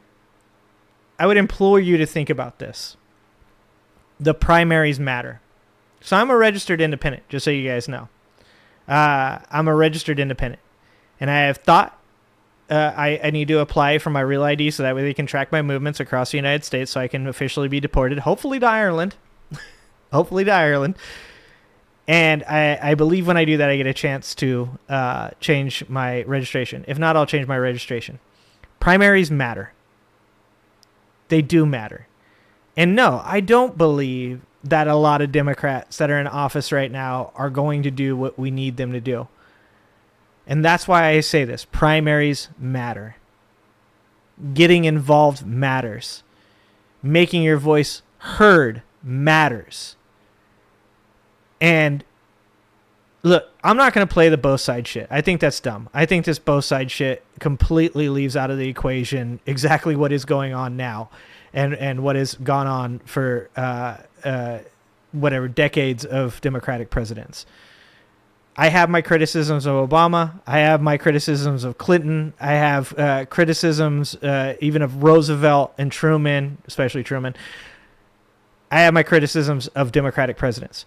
But there is absolutely no way that you can compare what is going on right now under Donald Trump to any president, Republican or Democrat. And this is the most important time of America's life. So, my personal opinion, and you don't have to agree with any of it. You don't have to agree with any of it. That's what I've told you guys before. We do not want to eat our own. If you are eating your own, you are doing a disservice to the very goals that you wish to make real. You can disagree with me. That is your right to do so. But my opinion is that during the primaries, we need to be loud. We need to choose people that haven't just been there for 10 years because they're the same name that's always on the ballot. I told you guys, in the vote for Senate in California, I voted for Katie Porter, not Adam Schiff, even though a lot of people in my chat are saying, I like Adam Schiff. I met people that are like, I like Adam Schiff. Adam Schiff, I like Adam Schiff, And I was like, cool, I like that you like Adam Schiff. I like Katie Porter. I think Katie Porter has actually stood 10 toes down on business, and I wanted her to be, and I wish she was in the Senate now because I don't feel like Adam Schiff is doing enough. I think that we have to make an attempt to try to drag this back to the realm of sanity, and I think we need to do that without performing the same playbook that you are rightfully criticizing by saying that Democrats have underperformed, underserved, underproduced, specifically for minorities in our communities. That one of the reasons that I voted for Joe Biden, one of the main reasons I voted for Joe Biden was during the debate with Donald Trump, when Donald Trump said, "You're the most racist person on the stage. You signed the 1994 crime bill." Without hesitation, Joe Biden said back to him, "And it was a fucking mistake." I don't think he said fucking. That's just me and my sailor language. And I was like, wait. Did I just hear a politician say that they made a mistake? I haven't heard that before. And I said, you know what? I'm going to give this guy a chance. And to be honest with you, I'm happy that I gave Biden a chance. Because he did make mistakes, and I have my criticisms of Biden. But Biden kept us out of a recession. Biden tried by putting through the Infrastructure Act, the Inflation Reduction Act, the PACT Act, the bipartisan gun ownership, the $200 billion in forgiven college debt. He tried to do something that I hadn't seen a single fucking Democrat do up until his time. Did he fumble the ball on the 1 yard line? It seems as though he did. When we talk about Palestine and Israel, I think he dropped the ball. I've said it before. I wish it would have went a different way. Nobody's perfect. But what we need to not do right now is take this attitude like we took, not myself, but many people in the party did before Kamala Harris ran, that we're going to just be bitter and just be mad and just let the country burn down, because a lot of people were like, fuck it, I'll let it burn. I've gotten comments where people hear me say shit like this and they're like, I don't give two shits, I'll let it burn. I have a family. I have friends. I care about you guys. I care about a lot of people that I don't even know. And I don't want the country to burn down because those people live in it. And I'm not that bitter. I'm not that angry at the people on the left that have underperformed, that have underproduced, that I'm going to let this country burn down and you suffer for it. I would much rather hold those people accountable and vote in people like Zoran Mamdani and say, let's give these fucking people a chance. And if they don't fucking do the job, then we'll hold them accountable. But god damn it, it's got to be better than what Trump's doing. It's you could fucking elect me and it could be better than what Trump is doing. So I just want you guys to know my opinion, and you don't have to agree with it. That is acceptable. And we should be able to talk about that, and we should not grow bitter and angry at the people here, because there are people across the aisle that are doing fucked up shit to human beings that deserve your anger. I was talking to my wife about this when I said one of the things that the left continues to fight about that I find insane is the terminology surrounding genocide. And I completely understand why people on the left choose the term and the effect, because it is not soft language. And I have said before that we should not be using soft language.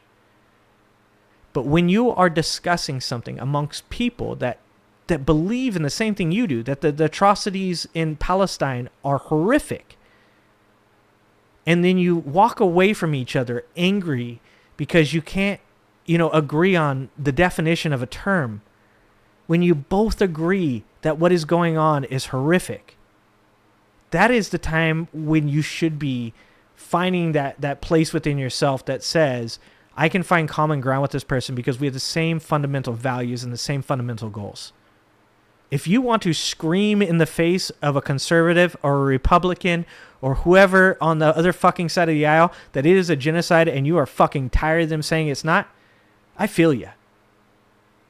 But if you are talking to a person that has the same goals, the same values, that cares about getting healthcare for all, raising the minimum wage, stopping what's going on in Gaza, and what you disagree on is whether or not the term suits it because of some definitive semantic bullshit, it's time to set that aside for a minute.